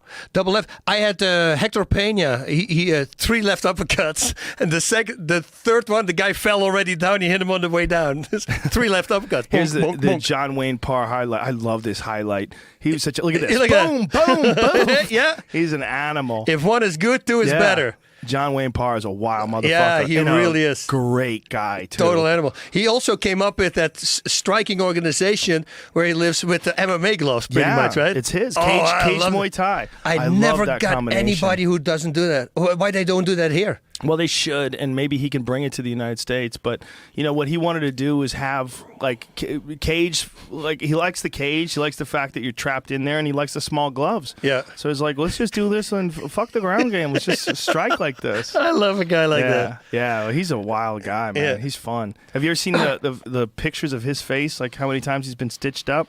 Oh, no, I can only imagine. There's a picture of John Wayne Parr's face after one of his fights where his entire face is like a road map of stitches. It's fucking crazy. Like, see if you can find that picture, because it's one of those pictures you just look at, you start shaking your head and blinking, like, what the fuck? His whole face is like patched together. Look at this photograph. Look at this. Oh, Jesus Christ! it's real. Yes, That is the craziest thing. it's one fight. It's one fight. His entire face. Oh, it was a Thai guy or what? Yeah. Oh yeah. He got just Elbows. the shit elbowed out of him. Wow. It's such an insane photo. He's Leatherface. Yeah. He's over 300 stitches in his face. 300. Wow. Yeah. Well, and the ears are still good. At least he doesn't have the cauliflower. He's got a little cauliflower in his bit. left one. He's been hit there as well. Yeah, it's from shots. Yeah, not really from grappling. Yeah. He fought one MMA fight, but he's just never really trained grappling. It's not really his thing. Yeah. But fucking as Muay Thai goes. I trained with him. I got a chance to work out with him and learn some techniques from him. Everything he throws is with power. Yeah. The way he throws a jab, he pulls the right hand back as he throws the jab. Like, he doesn't just jab like a boxer would throw a jab. The way he jabs, he's like pulling back the right and stepping forward. He's like, Yeah. Everything he throws is designed to kill you. Yes, that's been my thing also. I like it like that. Everything you throw, make them.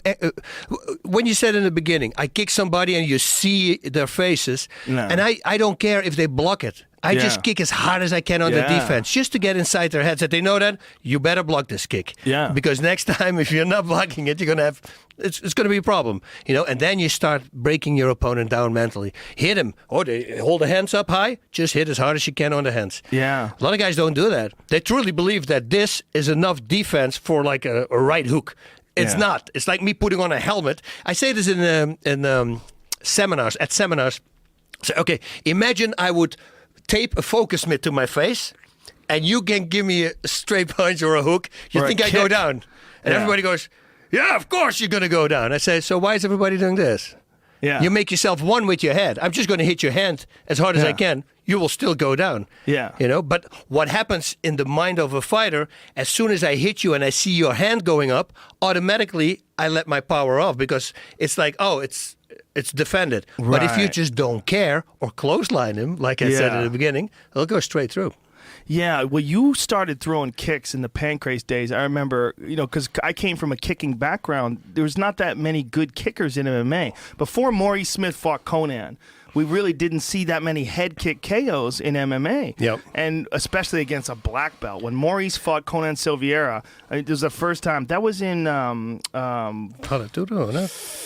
it was in that other one. It was in the John Peretti organization, wasn't it? Like Battlecade? Battlecade? Extreme Fighting? Yeah, Extreme Fighting. Yeah. And that was the first time I was like, oh, okay, now we're finally seeing a guy who can throw some kicks in MMA. Yep. But the first time really was you in Pancrase, because you would, and they make you wear those crazy boots. Yeah. You had like wrestling shoes on with a big boot, shin and instep. Slash thing, yeah. Yeah, but you still would slam that kick into their arms, and you'd see, like, nobody wants to hold pads for a guy like that. No. Forget about like getting it on your raw arm.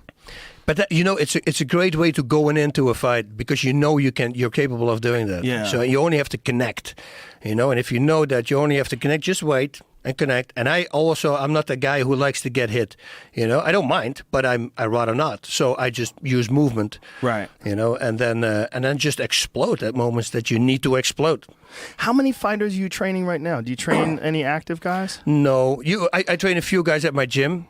But I've been traveling a lot now, so the coaches that I have at my gym are training them. But we got only three pros, and then a bunch of amateur guys. So you're still doing Inside MMA with Kenny, yep. And you do World Series of Fighting still? World Series of Fighting, actually, this weekend coming up on, Saturday, this Saturday on NBCSN. Really? Okay, nice. Yeah, Moraes is fighting again. He's very talented. I like his footwork, too. That's a guy that people sleep on. Yep. Yeah, they don't really realize how talented that guy is. And it's unfortunate that World Series of Fighting is not getting as much attention as it deserves. Mm-hmm. Yeah, well, there's a lot of MMA out there now. It's very hard to pull eyeballs to it. But it's the same with Glory. Glory doesn't have the eyeballs, which blows me away, because if there's something exciting... it's a Glory event. And that Justin Gagey kid, too. Oh, what an animal, eh? Fucking savage. Yeah, he's He's fun. That guy's fun. Fun to watch. he should tone a little down, I always say. But, maybe it's his fight style and he just wants to go. Because sometimes he gets hit hard. And I think eventually, we had that with Clay Guida also, like fighters, eventually it's going to break. Something's going to give. Yeah, you can only get hit hard and just walk through things so much until eventually your body doesn't cooperate anymore. And then, most of the time, once that happens, it's going to happen a lot. Yeah. So there's a lot of crazy shit going on right now in MMA. The big one to me, the one that I'm most exciting about is March 5th. Conor McGregor versus Dos Anjos. Mm-hmm. That is a fucking crazy fight. First of all, who the hell has ever been like Conor? Yep. Well, I mean, the best shit talker of all time. Hilarious. I'm in love with that guy.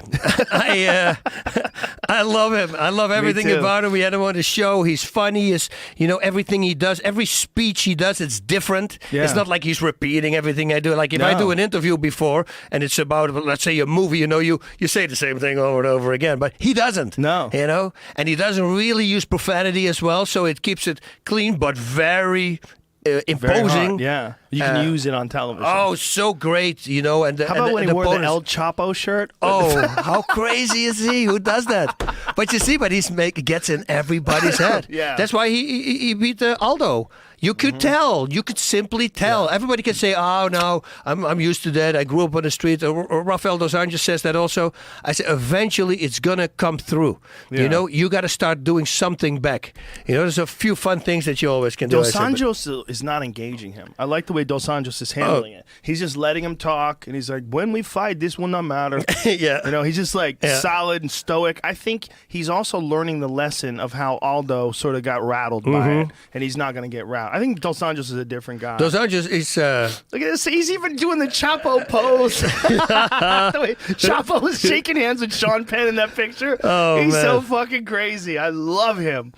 God, that guy's fucking awesome. It's hilarious. And he can fucking fight. He can fight. He's got great reflexes. I mean, his timing is really good. He's using his reach really well. And the way Faraz Zahabi described his left hands. Faraz Zahabi, by the way, did an amazing breakdown. If you're listening to this, go to YouTube. Faraz Zahabi, who, in my mind, is one of the true great masters of MMA really training. Good, yep. He does an amazing breakdown of this fight. But the way he describes Conor, he's like he's got the touch of death in that left hand. And it's true. He just lights guys up with that left hand. But plus, it's laser guided. It's on target. It's not just he just doesn't hit the head. Exactly. You won't hit your jaw. Yeah, he's so great accurate. timing. So accurate and so beautiful with his footwork. The way he slid out of the way of Aldo's advance and just dropped that left hand in. But RDA. Different man. This guy, in the beginning, I go, he's always under the radar, right? And suddenly, he's there, and he's just beating everybody. I mean, against Cerrone, I never expected that. He's a monster. Yeah, he really is. Well, a lot of what's going on, too, is his conditioning is off the charts. He's working with Nick Curson, who's one of the disciples of Marv Marinovich, and they've got him doing these crazy, explosive, plyometric drills and all these footwork drills. And if you've ever seen his training routine, you're realizing they got a fucking oxygen mask on him, and he's throwing body shots on the bag. It's all this incredible, brutal breakdown for strength and conditioning, so that he could really go 5 rounds like that. There's no such thing as having enough stamina. That's what I always tell everybody. Yeah. There's no such thing. Yeah. You got to go all the way. That's why I trained so hard, because I don't want to have that. I had the experience in Thai boxing one time when I ran out of gas. It's not fun. And especially in longer rounds and with an opponent seeing, or he goes, is he getting tired? No, they get wings, they turn it on, and you're in a bad spot there.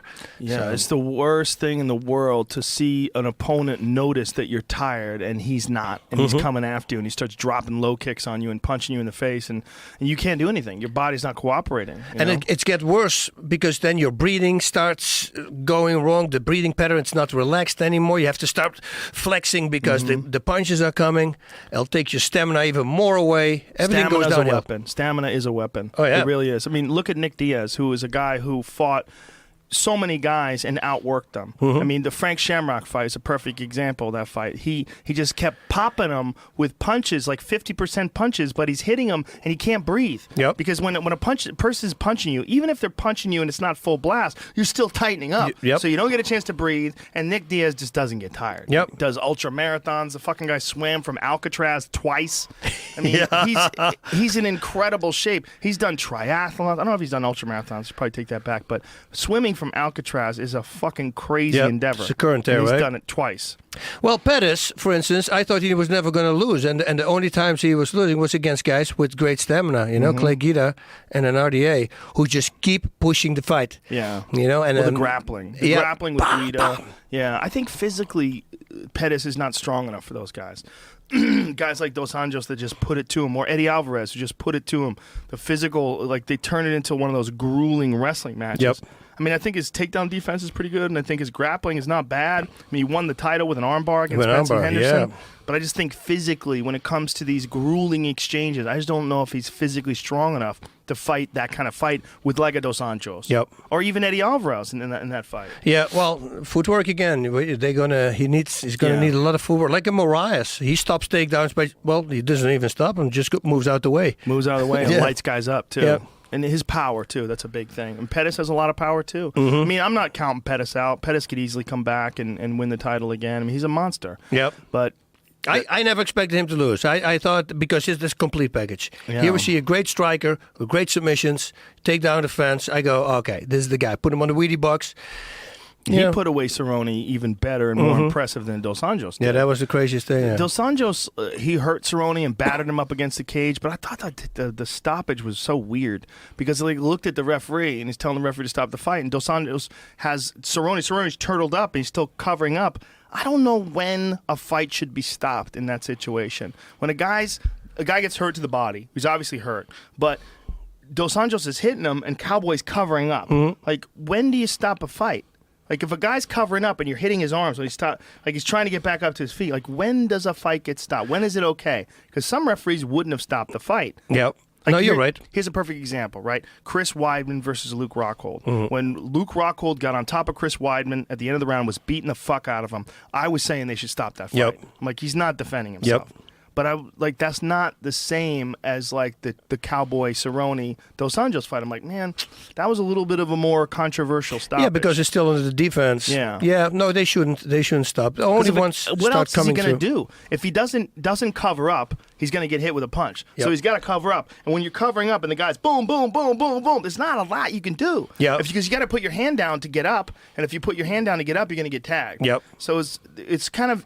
It's almost like a guy can have a fight stopped without you being in real trouble. Although Cowboy was certainly in trouble. Yep. But it's a weird little kind of a. It's so subjective. It's up to the referee to decide. It's a so very hard subjective. decision. That's why I don't want to be a referee. It's a very hard It's a worse decision job. to make. It really is. It's never good. You're Yeah. never correct. But you're there for the safety of the fighters. If they don't, they're on the ground, they don't defend them, I say stop right away. If they really, because they don't, that's why they're doing it. Right. I mean, you know how, like a Big John, he tells me, and I've seen him doing it against the fighters in the dressing room. He'll tell them, do not come to me after the fight, that if you lay on the ground and the guy hits you and you're just buckling up, I will stop the fight. Yeah. And he says it 2 or 3 times. Yep. Do not come to me after the fight and complain about it, Yep. because you know right now, improve your position. And sometimes you don't see that. Also with, for instance, guillotine attempts, or you see guys who defend the guillotine like a standing still. And I go, don't defend the guillotine, go for position. Make sure that you get close, you hold the head, make sure he doesn't jump guard. Because if you defend, well, look at Pat Miletich against Renzo Gracie in the IFL. He was defending the choke, and he jumps guard. Now he's got him. Right. Ronda Rousey against Carmouche. She's got that crazy crank on her head, and instead of defending, what people say, oh, defend it. No, she didn't. She defended the position. She grabbed the feet, unlocked the feet, and she got out. She took a chance. She took a chance, and that's what people should do. On the ground also, they say to me, yeah, but if they hit you, I say, escape. Buck up, move to this. If you buck up, they're going to have to look for balance. Make sure they never sit on your chest. Push them always to your belly. If you can't push him to your belly, you hold the knees and you push yourself upwards. Same result. He's sitting on your belly. But you got to go, you got to move. How easy it is it for you if somebody mounts you to put him in at least a half guard? Well, you got to. It's really easy, right? I think a lot of guys don't train off their back that It's much. the craziest thing. Yeah. It drives me nuts. Get him in the guard, man. Why? Mount position is shouldn't even be happening. You don't have to go to the side. Mount position, when they can stop you, is only when they stretch you out, they hook their feet, but then there's not a lot they can do because you just stop their arms. Well, it's interesting when you see different levels of their game off their back, like Brian Ortega. Have you been watching that guy fight? No. Jesus fucking Christ, his triangles are good. His guard game is so good.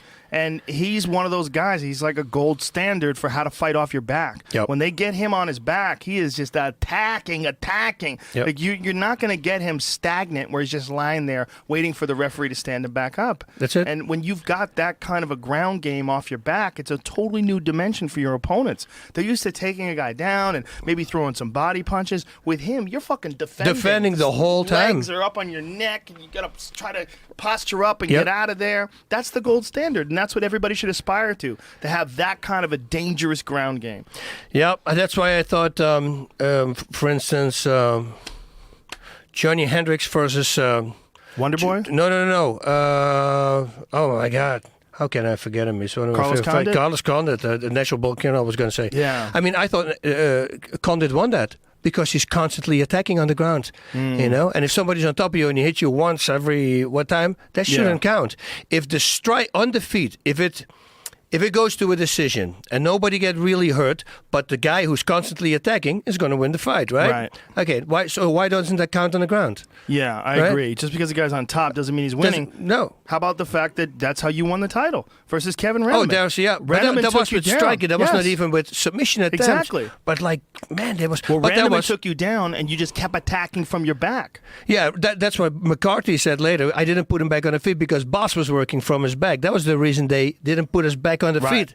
But if you have guys like Carlos Condit, or what you saw a lot at Pride, also great groundwork, and they're constantly attacking, and then they get rewarded for that after the fight. They actually win the fight. Yeah. And it should be, because people go, yeah, but the defense is also... No, it's not about the defense. Same as the strike. Enough. It's not about that. It's about the guy who takes the chances. Because we all know if you have somebody in the guard, you go for an armbar, there's a high possibility that he's going to be in side mount now. Yes. That's the worst position for you. Yes. So you're taking risks. And if you're willing to take those risks, they should be rewarded. Well, I also like Pride. I like that 10-minute first round. That was good, eh? Makes it more strategical. Yeah. You really can't burn out in the beginning. That was the thing with Pancras in the beginning, but 30-minute fights. That's why the R's came on my hand, because that means rustig, which is relax. Because I was such a hothead in Thai boxing, like somebody hits me, oh, dude, I just knock him out, And I go, man, these Japanese guys are known for being tough. If this happens the first 3 minutes, I get 27 more minutes to go. If I'm empty, that's not a good thing. So stay calm. You start being more strategical. So Pancras, was there any rounds, or was it just 30-minute? At the end, in the end. There were a few on the undercard were 10-minute fights, but most of the time everything was 15 minutes, and the title fights in the end was 30. In the beginning, the first year and a half, it was 30 all minutes, 30 one minutes. round. Yeah. Wow. Yeah. Well, that's a real strategic fight.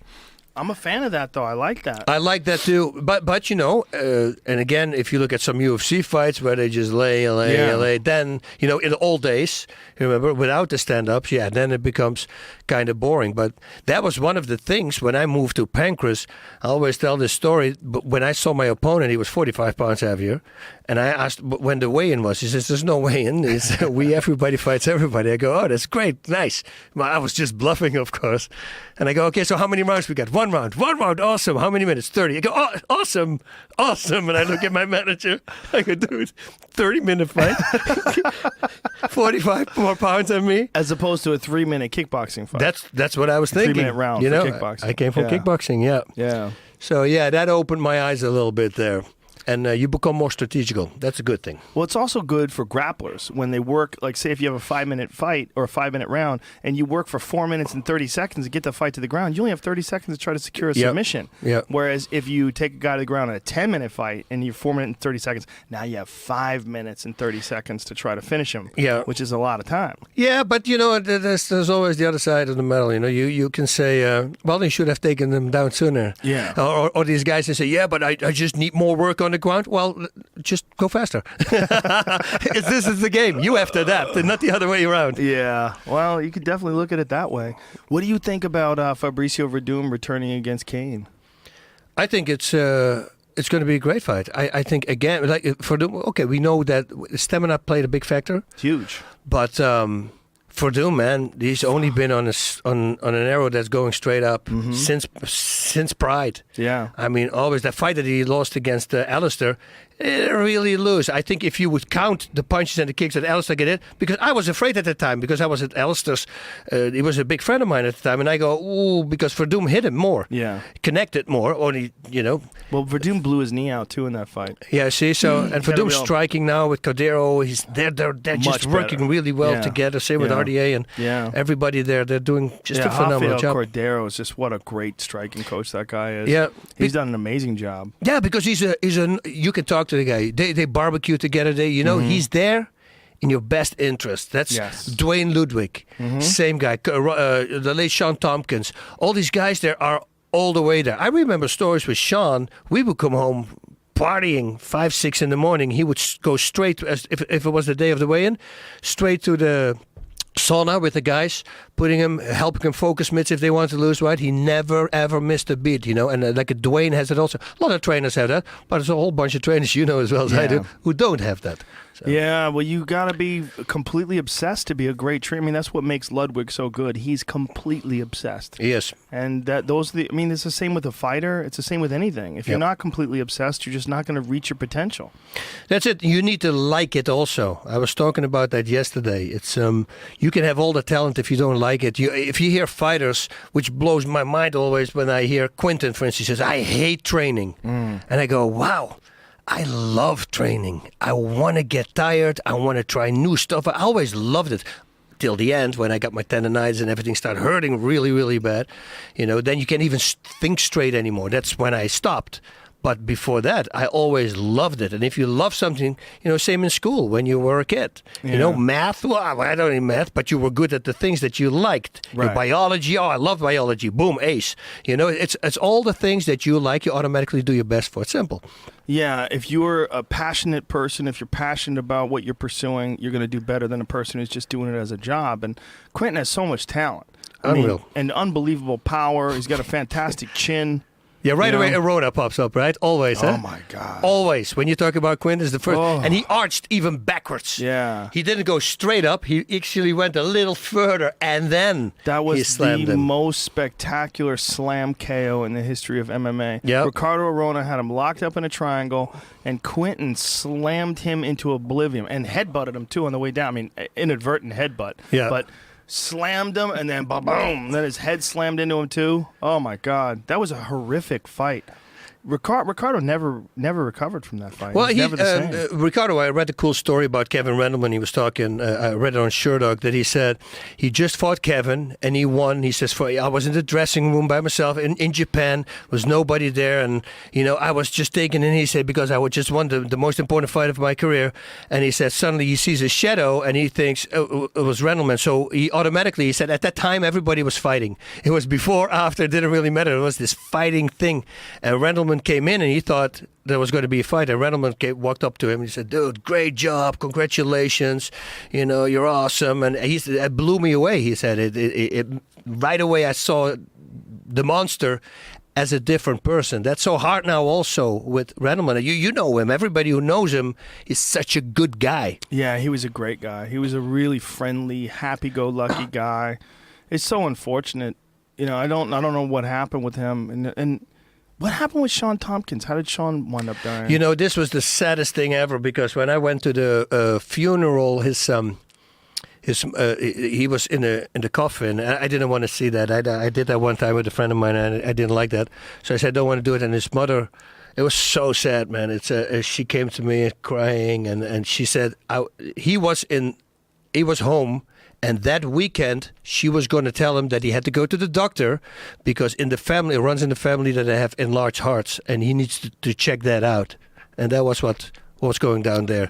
It was no drugs, no nothing, because people start, of course, the conspiracy theories. They didn't find anything. Wow. And the crazy thing was I talked the day before with Sean. It was so weird because then you guys announced it on UFC, and it was, I go, whoa, Sean. So I started Googling. But it was so weird. He texted me something, and I thought, For some reason, I thought, oh, he wants to talk to me. Because normally we would text. So I picked up the phone and I called him. And he was going out with Muscle Beach, one of our friends. We call him Muscle Beach. And he was, Muscle Beach was drunk. And he says, I can't leave a man behind. I'm going to stay with him. I'm going to make sure he's going to be okay. Boom. And he kept going, boss. And the problem that I was reading about didn't even come up. We started talking about everything. It was a great time. He says, boss, I love you. You know that I really love you. And then finally, when we hang up, he started texting, that I love you. Tom, the whole team Tompkins loves you. It was really weird. He never did that. And the next day, he passed away. Wow. So it was almost like he felt that it was going to happen. Wow. Yeah. That's crazy. That's crazy. Yeah, he was another guy that was really loved by the guys that he trained.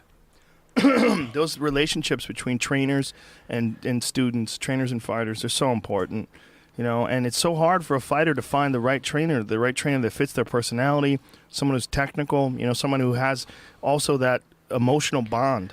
That's the thing, the 100% commitment. That's the thing. And being a fighter, it sounds cool, and that's why a lot of guys don't make it, because they only want to look cool. You don't really fight to fight. Like once the fighters start fighting for money, you don't do that. Yeah. Then it's going downhill. Yeah, but I need a paycheck. Then don't fight. Find another job. Yeah, you need that hard. commitment. You need to be 100%. And that's the same with the trainers. You can be off for a little bit because this guy is going to go in the ring or in the cage. Yeah. And you have to make sure he's going to stay safe. Yeah, when you see a fighter that's only fighting for the paycheck, it very rarely works out. Mm-hmm. It just very rarely works. Not at a championship level. It might be okay at a journeyman level. You might pull it off if you're tough and you're skilled. But to beat the best guys, you have to be obsessed, like the best guys are obsessed. Yeah, you want to be the best. Yeah. It's not about the payday. I said that will come if you are the best. the payday will be better, but focus on getting good and fighting for yourself, I always say. Don't put your family up number one spot. I understand you want to do that, but once you start, that means that you care. It's a very... how do you say it? It's selfish. It should be selfish. You should be, I fight for me. I don't care. The way I explain it to my students when they, for instance, they're nervous. I say, okay, let's take a step back. Imagine your opponent now and you go in a room, they lock the room, and you guys going to compete against each other. Whoever wins, doesn't matter who wins. When the door opens, both of you are not going to say who won or lost. Nobody's going to say, do you really care if you lose at that moment? And he goes like, because then, he's just a better fighter, right? I said, so why do you care? And then they start realizing, it's because the people. Oh, but he might think this and he might think this and right. that. And that's why I always say, fight for yourself. If you lose, you give it your all. You are always a winner. It doesn't matter. You know what bad is? Not going all the way, not using all your potential, and then lose because you didn't do that. That's something that after a fight you're going to say, oh, man, I could have gone harder. So why didn't you? Just leave it all out there. And if you leave it all out there, there's no excuses. And every other fighter will really enjoy you, winning or losing. How many fighters you have who never became a champion, but I hear all the other fighters talking about them, say, oh, you fight him? Oh, dude, really? That guy's crazy. Yeah, you better prepare now, because It's going to be a nightmare to fight that guy. You see, that's what I think is the most important. If your peers like it, the way you fight, you're good. You can't really lose. Yeah, like a guy like Chuck Liddell, where he has that incredible fan base because he always fought with everything he had. Yep. And whether he lost by knockout or won by knockout, people still loved him. That's it. Didn't lose a fan. I always use Chuck as an example. And that's what every fight, and I tell my students, look at Chuck Liddell. I want you to be like that. Leave it out there.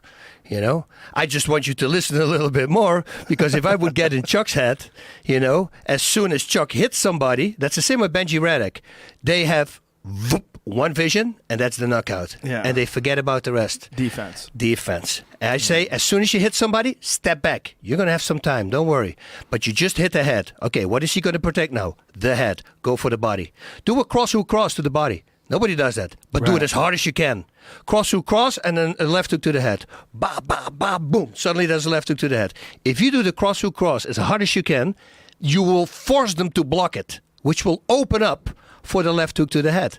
Same as with the body head. Body head. And they go, papa, boom, boom. I said, yeah, it won't work like that. You see a Rico Verhoeven who does his first mixed martial arts fight, body, boom, and then the head. Yeah. Now, with the first 2 body shots, if this guy doesn't block him, he's going to get knocked out to the body. So now he respects your power. That's what Mike Tyson did. Spleen wide uppercut. He hits you so hard in the spleen that the second time when he loads up, he thinks it's going to be the same punch, but then he changes the angle to an uppercut, and his defense is here for the spleen shot. If you do it powerful and hard, it will work.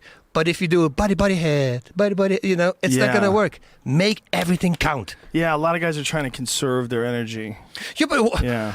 I did after a workout, I would put the back on the ground, and I would 30 minutes just go. Punching on the back, on the ground, rolling in the guard, giving hit. You don't get tired from that. Come on, guys. You don't really get tired. There's nothing there. You can just go. What is he going to do if he's on his back? He's going to hit you back. He's not going to hit you back. You got to watch out for submissions, but that's not going to get you in trouble with your stamina. Just go. Just go. Do you think now, like looking back, when you have these tendinitis and all these other issues, were you too tough for your body? Is that what it is? No. What I think is that because I was so sick as a kid that they overflowed me with cortisones. I had so many cortisones. There were moments I believe it was like 46 pills a day I took. I had really bad skin disease, Eczema, asthma. is that Yes, what it I was? was.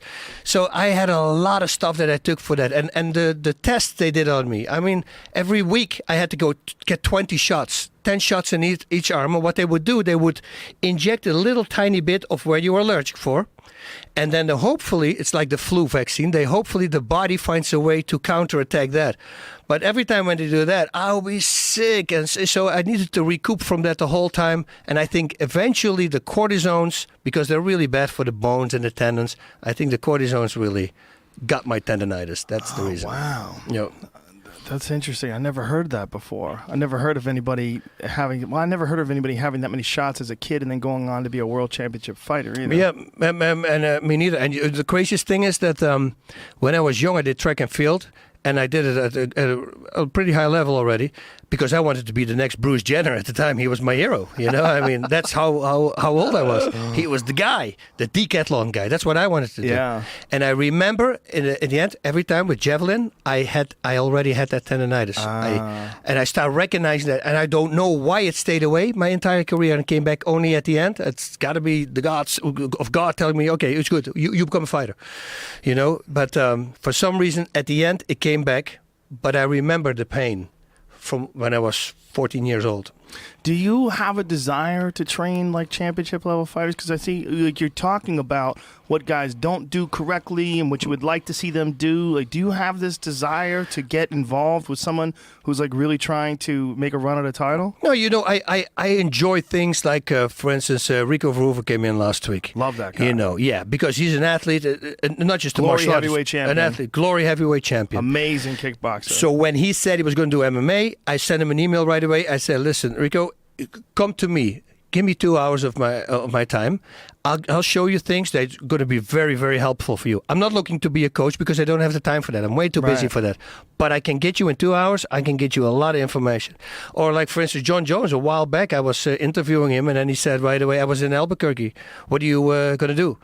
After this, I said to my hotel, I said, man, do you want to train me? You see, those are guys who really want to learn. And then once you start learning and these guys listen, and then suddenly they start being more explosive with kicking and punching, they go like, dude, this is crazy. Yeah. Like sound effects I do a lot. Pop, pop, pop, pop. At high-pitched sound effects. If you see somebody, for instance, if you do the focus mitts, or you hit a bag, you go, pam, pam, pam, pam. 1, 2, 3, 4, like that punch. And so if you just stop and you go, in your mind you go, dum, dum, dum, dum. Just do that. And then just by doing that, your body automatically will adapt and will get more explosive. And he realized that. And he goes, wow. And the next week or 2 weeks later, we had Greg Jackson on the show. And Greg tells me, he says, man, what have you been teaching? And I said, what do you mean? He says, everybody makes these crazy sound effects. I said, do they hit faster and harder? And he goes, yeah. I said, so be it, So it really works to get in people's heads. Yeah. And then if you have an athlete like a sublime athlete like Jones who will listen to you, yeah, that's gold. Then But if a guy like that came to you, and said, "Listen, boss, I want you to train me," is that something you would be interested in doing? Yeah, it's going to be hard. It depends what, the TV show now, the new podcast, all the gym. I mean, there's so much stuff, the World Series of Fighting, that I suddenly cannot do, because then we got to have the 100% commitment. Right. I like a lot because I'm a very basic guy. Everything is the basics with me, because everybody forgets the basics. So most of the time when somebody comes out, like Tim Sylvia a while ago, he came to my gym and he threw the left hook wrong. And I tell him, I said, man, this can be way harder. And he started learning to throw the hook without loading up. And he won his fight in 15 seconds with the left hook. He goes, dude, this is crazy. It works. That I enjoy. To give him an hour time and show them what they do wrong. And then if they actually listen to it, they realize, wait a minute, I got more power. I don't try to change the style. I just show them how you get maximum power. And if you mix that up between your styles, that's up to you. But I see you have this incredible passion about this. Oh, yeah, about I love it. guys and about working on technique. Yep. That's why I'm curious. Like, have you ever thought about just going into training? Yeah, it's Just too busy? Too busy, but also I don't now anymore. But a lot of guys that you do over the years, and you invest a lot of time in, And it doesn't work out. and it doesn't work out, or they get a better deal somewhere else, and they just leave you. And you see this with a lot of fighters, and trainers. Finally, the trainer has something, or a manager, and then they just kick them to the side because I'm going to save 10% here, or I'm going to do, then. But then again, those guys, most of the time, you see them losing. Yeah. Because you broke the winning combination.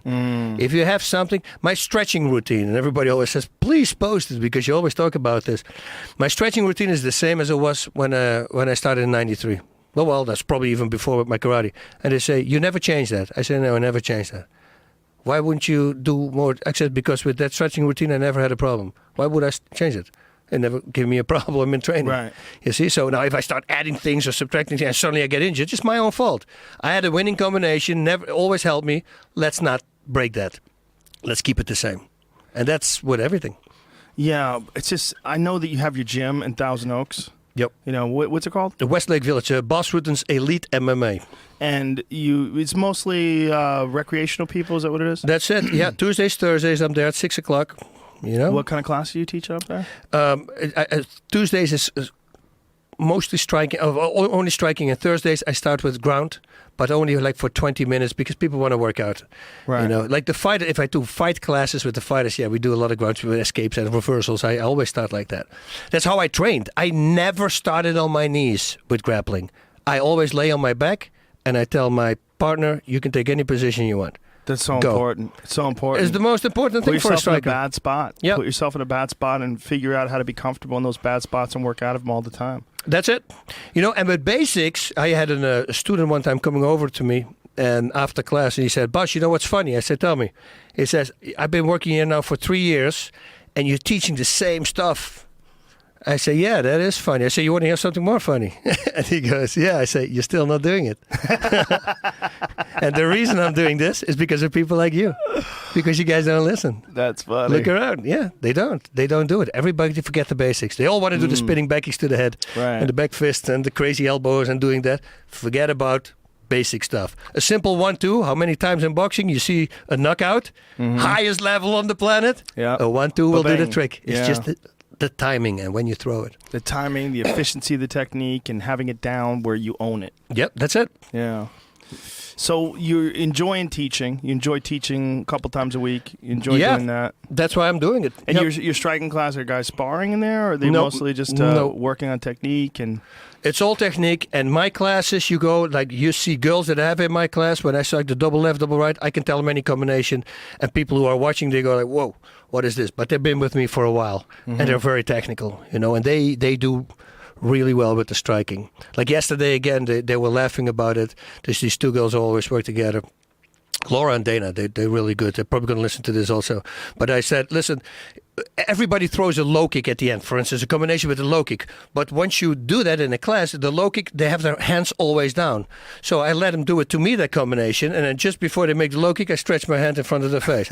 And I say, I want everybody to do this because I just walked around, I said, and there were only 3 people from the 22 or 24 people there are, were doing it. Just keep your hands up. Just make sure you don't have to hit him. Just make him be aware that there could be a punch. Right. Keep your hands up. And I walked walked over and they said, "Were we one of the three?" I said, "You know, you were one of the three because you guys are always doing it." You see, it's just a habit. Make a good habit and don't lose the habit. But unfortunately, a lot of guys lose it. Now, what is this podcast you're doing with Morrow? I mean, that was one of the reasons why you guys wanted to come in here together. And like you said, unfortunately, Morrow got sick. But you guys are doing a podcast together. We're doing a podcast, Rutten and Brunello. It's called Rutten and Brunello, and it's on iTunes, SoundCloud. It's everywhere. It's a really fun. People have no clue who Morrow really is. You know, they start now because that big piece on Sherlock, you know, he's bipolar, you know, and he goes up and down, but the guy is a genius. Like, there's no prompters, no nothing. He just shoots. Like Kenny Rice, for instance. Same. You know, they have a brain. You can ask him about a horse in 1989, and he will know in the name and this and that. And that's it with Morrow. And I told you the story before here with the pro wrestling, the gig that he now has, and the people are raving about him everywhere. Even the pro wrestlers say, "Dude, you're the best guy I ever had." And I told Access TV, once they hire Mauro and George Barnett to do the pro wrestling, New Japan Pro Wrestling on Access TV, I told them, I said, "You watch, Mauro's going to work for the WWE. After they hear him doing this, he's going to get a job. Mark my words." Well, he's doing everything now. He's not just doing that. He's doing Showtime boxing. He did a bunch of glory fights. Oh, this is your This banner. is our Nice. landing page. Beautiful. Yeah. Root and Ronaldo. And how many episodes have you guys done so far? Well, 7 tomorrow. Tomorrow's the 7th, and tomorrow is dedicated to Kevin Reynolman. We're going to have his wife on, Mark Coleman on, and we're going to talk about his life and all the funny things. I mean, I got such a crazy stories with Kevin. I mean, I went to his wedding with my whole family, and it was so my family destroyed. I mean, they want to go with us to the funeral. Everything was... you know, it was so sad. The next day after the wedding, we were all at the pool, people laying there, a little hungover, you know, and then suddenly there was a water volleyball net, and somebody started to play volley, and you know, all these competitive guys there. Suddenly there's big teams on each side with the kids, you know, awesome. and we're going to town, and everybody's water volleying. It was such a good time. We had such a great time, and then, you know, things like a thing like this happens. It's really upsetting. It is. Yep. It is. He truly was a great guy. I mean, all my interactions with him where he's always laughing and smiling and hugging people. And I remember I ran into Kevin once. We were at the fights. It was a smaller organization. There was some fights going on in Vegas, and Kevin and I ran into each other at the concession stand. And he gives me this big hug. "What's up, man? How you doing, man?" And then other people were coming over, and it's just fans coming over. "Hey, what's up, Kevin?" He's like, "How you doing, man?" Yeah. So hugging everybody and smiling. I'm like, what a fucking jovial guy. You know, the first time I fought him, right? We fought, and only met one time. The fight before, when he beat Maury Smith to make the picture in the cage, and that became the poster later. That was the only time I met him. So now I'm in the hotel, and I think it's before the weigh-ins, and I'm waiting for the elevator. I'm by myself. The elevator door opens, and he is, and he doesn't go out. He needs to be in there. So I get in, and the elevator closes. Now we're with the two of us in the elevator, and I'm looking, but I can't see his face, you know, in the mirror reflection there, and he already has a smirk on his face, and I'm smirking, and I look at him, and I go, "You know, good luck tomorrow." And he goes, "Thank you." He says, "You too." And I go, "Yeah, thank you."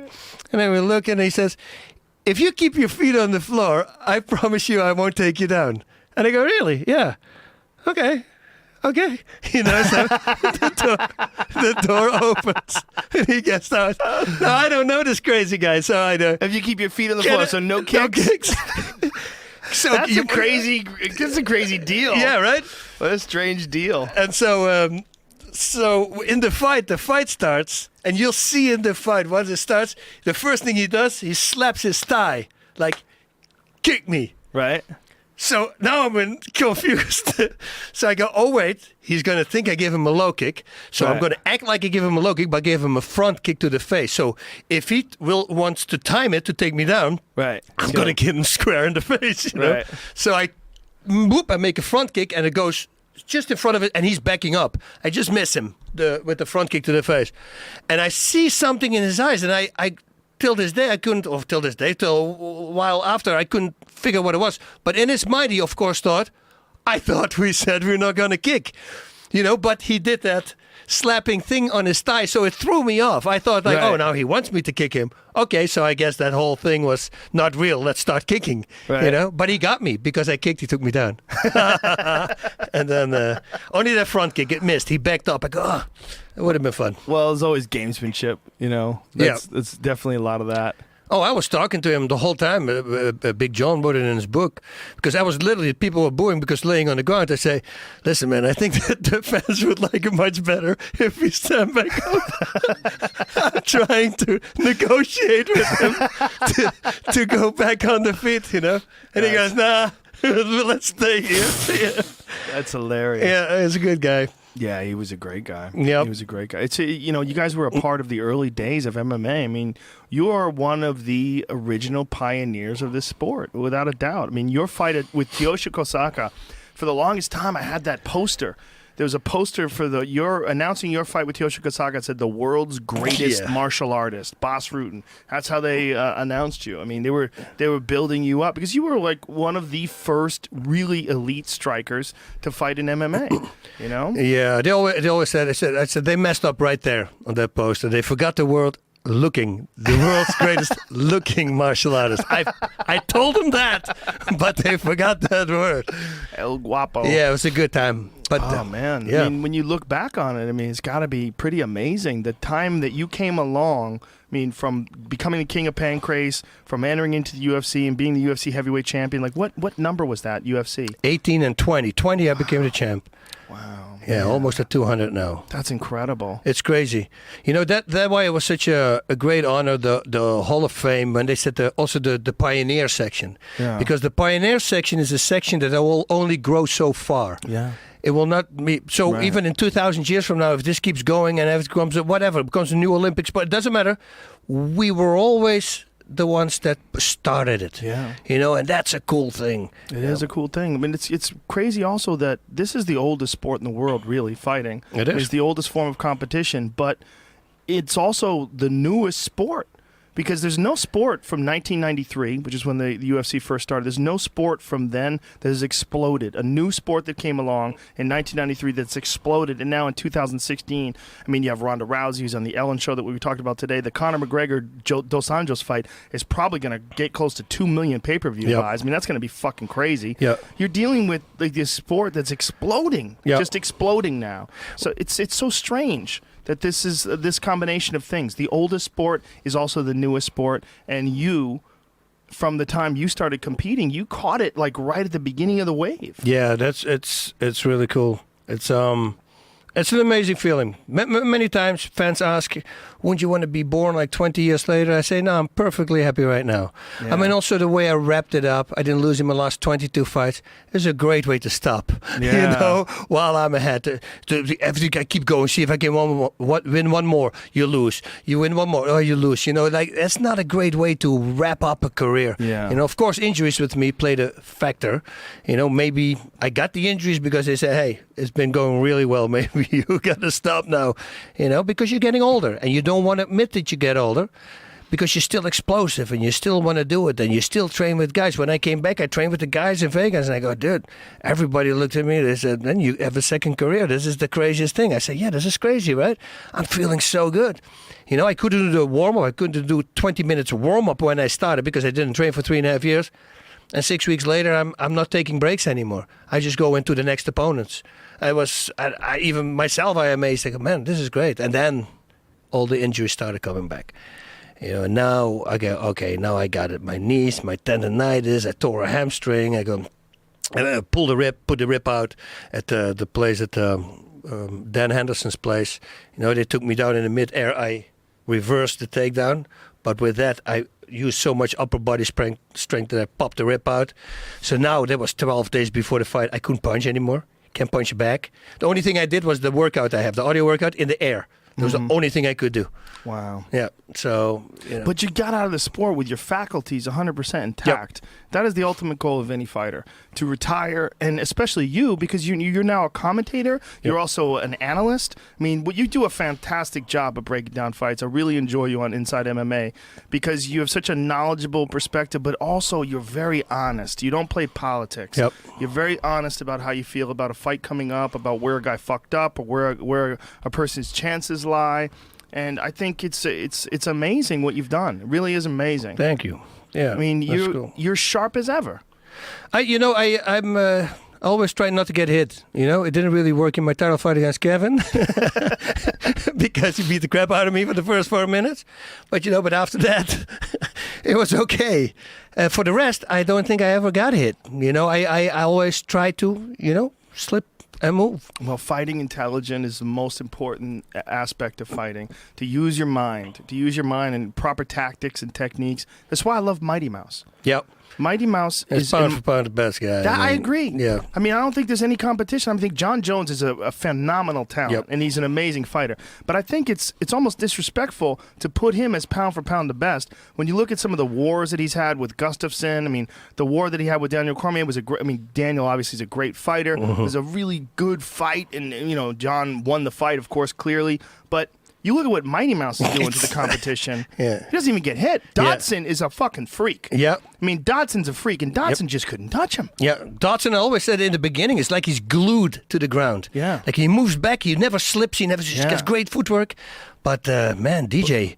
Matt Hume did a really good job there. Amazing. That's really, that's a whole new level. Well, he's got so much going on. His mind, he's very smart. He's very dedicated. He's got a great control of his ego. He doesn't fight like a fool. He fights very, very technical. His footwork is fantastic. His choices that he makes in a fight, his unpredictable in his movements, I think he's the best ever. I really do. He needs a guy to fight like a Conor McGregor, though, because so he has a big payday one time. Yeah, because Rafael dos Anjos is going to make a lot of money this fight. Oh, yeah. If it's $2 million, if that's really going to hit it, and you watch, that will probably get up also. If for some reason McGregor wins this, it's going to be a very hard fight for him, because I think dos Anjos, it's going to be a very tough fight, because we saw with Mendes. Yeah, well, we all know the same thing. If once it goes to the ground.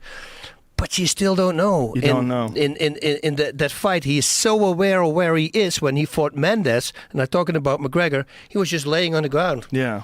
He didn't even try to escape. It was almost like he said, he's going to run out of gas. Mendes took that fight, though, in 2 weeks. That's what I mean. Just a different But animal. if he could have done that, but he knew that. That's what I'm saying. He knew, I'm just going to carry it into the second round and I'm going to get him.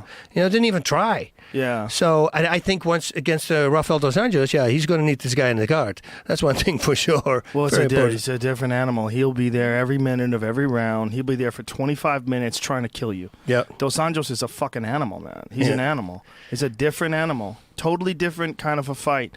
So I'm so curious as to how that's going to play out. When you look at how obsessed Conor is with footwork and movement and being smooth and fast and laying punch. Like, one of the things that he said when I was interviewing him after the fight, he's like, no power. Like, see that? No power, just precision. Just precision. Like, Aldo's coming at him, he just drops that punch in. Boom. I mean, he's not grunting. He just drops it in and boom, takes him out. The thing is, I see him everywhere. So I hope he's not going to make the Rousey mistake. Because I said it 2 weeks before. Yeah. I think what Rousey's doing is not good. She's at every talk show, every magazine. I go to the supermarket, 3 magazine covers. I mean, it's insane. Yeah. Stop doing that, Fight first. That makes you big. Yeah. Once you lose that, all the other stuff that you're doing right now is going to go as well. Yes. Because they want that champion. Yes. So McGregor, I hope that he stays focused and only, picks the ones that he needs to do contractually.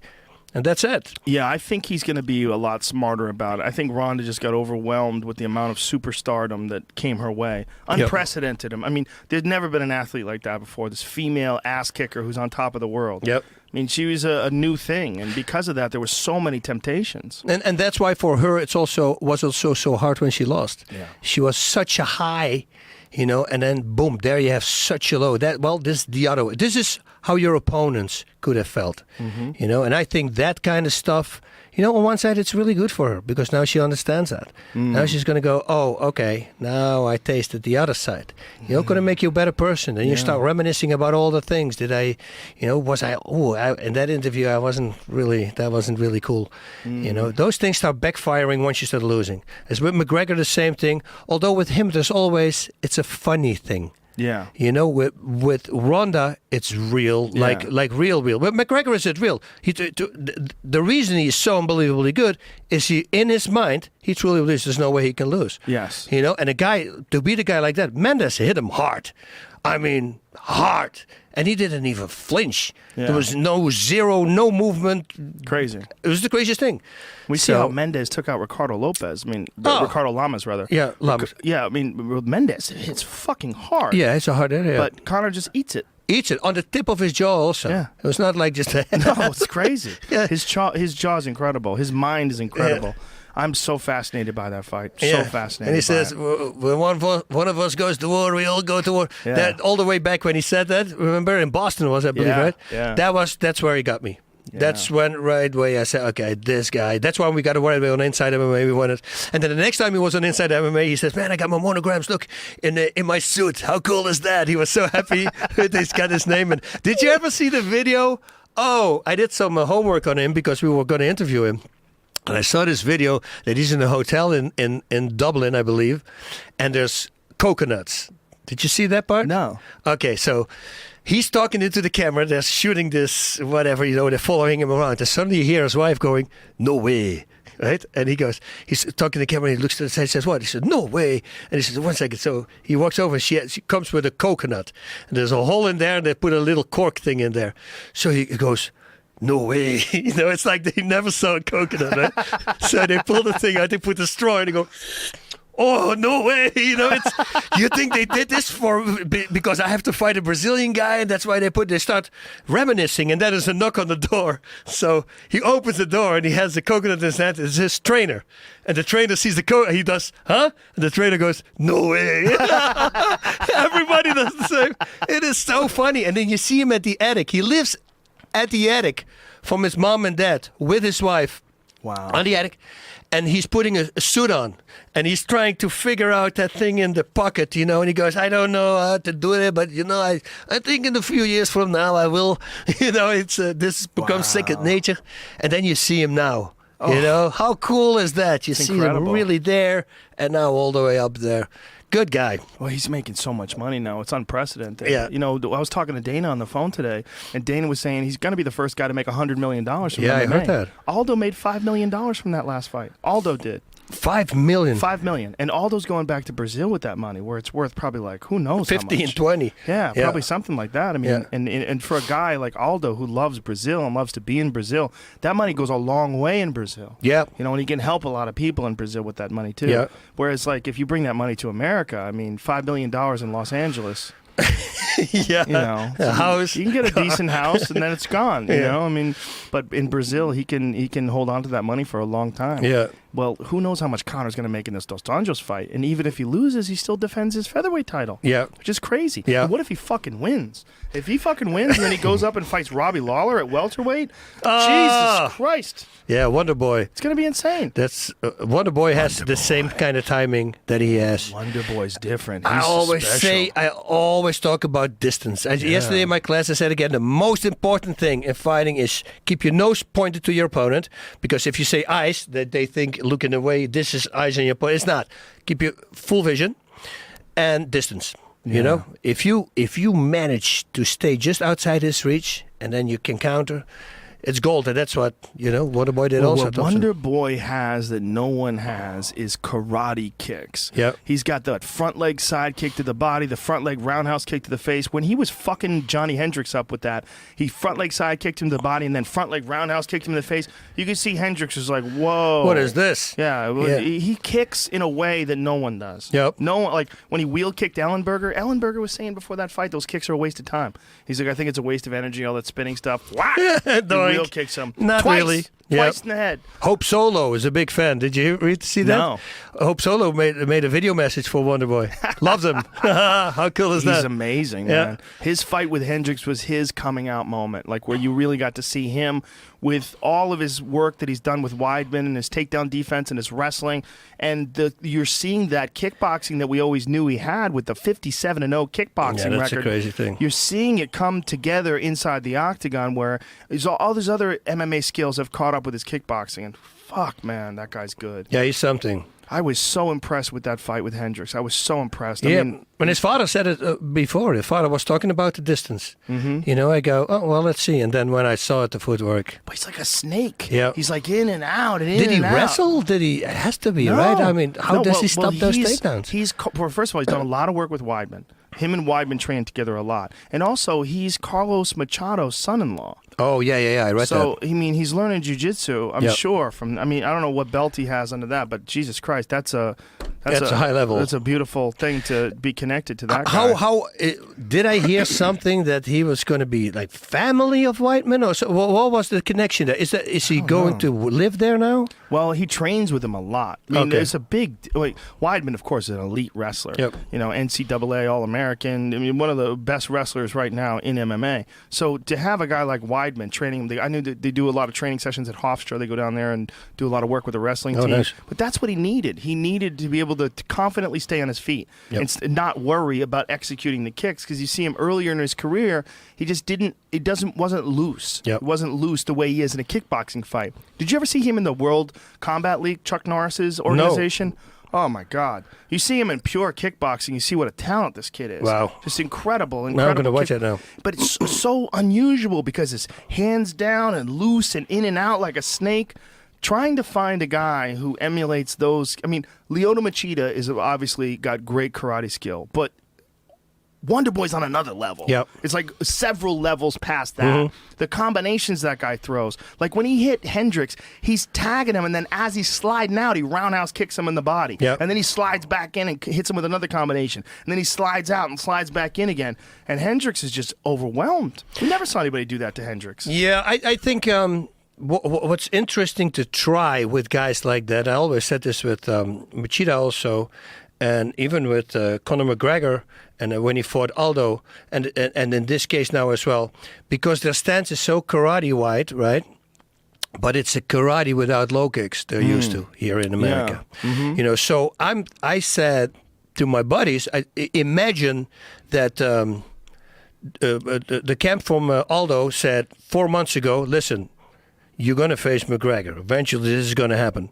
Let's switch you to southpaw so we can use your left low kicks, because the way they stand, it's going to be very hard for them to get away from low kicks on the outside. Right. Inside is easy because what McGregor does, he lowers himself, and once his knee goes in the same line as his butt, so to say, you don't have any space to land that inside low kick. Right. It's really weird if you angle it up. The angle is gone. But low kicks in that stance, the outside low kick. Outside low kicks. From the southpaw stance, yeah. From a southpaw stance, powerful low kicks to that leg, because if you stop the legs, you're going to stop everything. Well, Nicky Holtzkin and Raymond Daniels, because Raymond Daniels is a very similar style. Yep. Daniels, of course, was a karate champion, has unbelievable kicking talent. Yep. But Nicky Holtzkin stays glued to him and throws leg kicks. He just chops him down, and then beats him up. And that's the same thing with Joseph Valtellini. Did the same thing with Raymond Daniels. Yep. Chop him down with low kicks, and then he head kicked him and knocked him out. Yeah, Valtellini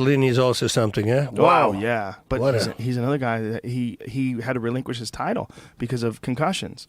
Oh. And he's going to do the podcast soon. We're talking about him coming on the podcast because he wants to talk about some of the situations he's gone through dealing with concussion syndrome. Wow. Yeah. And he's young. Yeah. Just hard training, hard fights. Yeah. The Nicky Holtzkin fight was hard. He's had some fucking wars. You see, in training, I never get knocked out, thankfully. But I get hit a few times, but never, You know, not every workout for sure, like once every so many time. You know, because I have good sparring partners. It always happens when you go somewhere and then one of these, in a boxing club, suddenly a boxer jumps up, hey, want to go a few rounds? Yep. And then it goes harder, and then it becomes you're in a a fight. Yep. Yeah. Well, that's one of the smart things that Connor does. Connor keeps all of his training partners very close.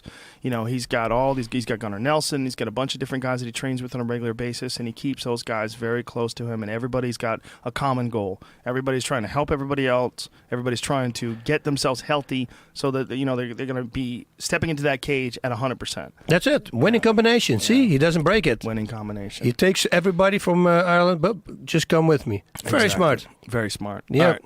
I got to get the fuck out of here, Boss Ruben. All right, You're the Ivato. best. I appreciate the fuck out of you. You're awesome. Anytime. Same you thing got here, brother. Open invitation. I'll with Mauro, we're going to talk We'll about do it some again. We'll do it crazy, again. some crazy pride stories. People are going to like just it. let him heal up, or, you know, get over his illness, and we'll reschedule it soon. I would love to do that. And please check out Rutin and Ronaldo. It's available on SoundCloud. It's on iTunes as well. Yes, It's on iTunes. everything. Yep. And of course, Inside MMA. It's on Access TV. Boss Rutin, El Guapo, Whoop, whoop. the great one. Godspeed, party on. Thank you, sir. Thank you.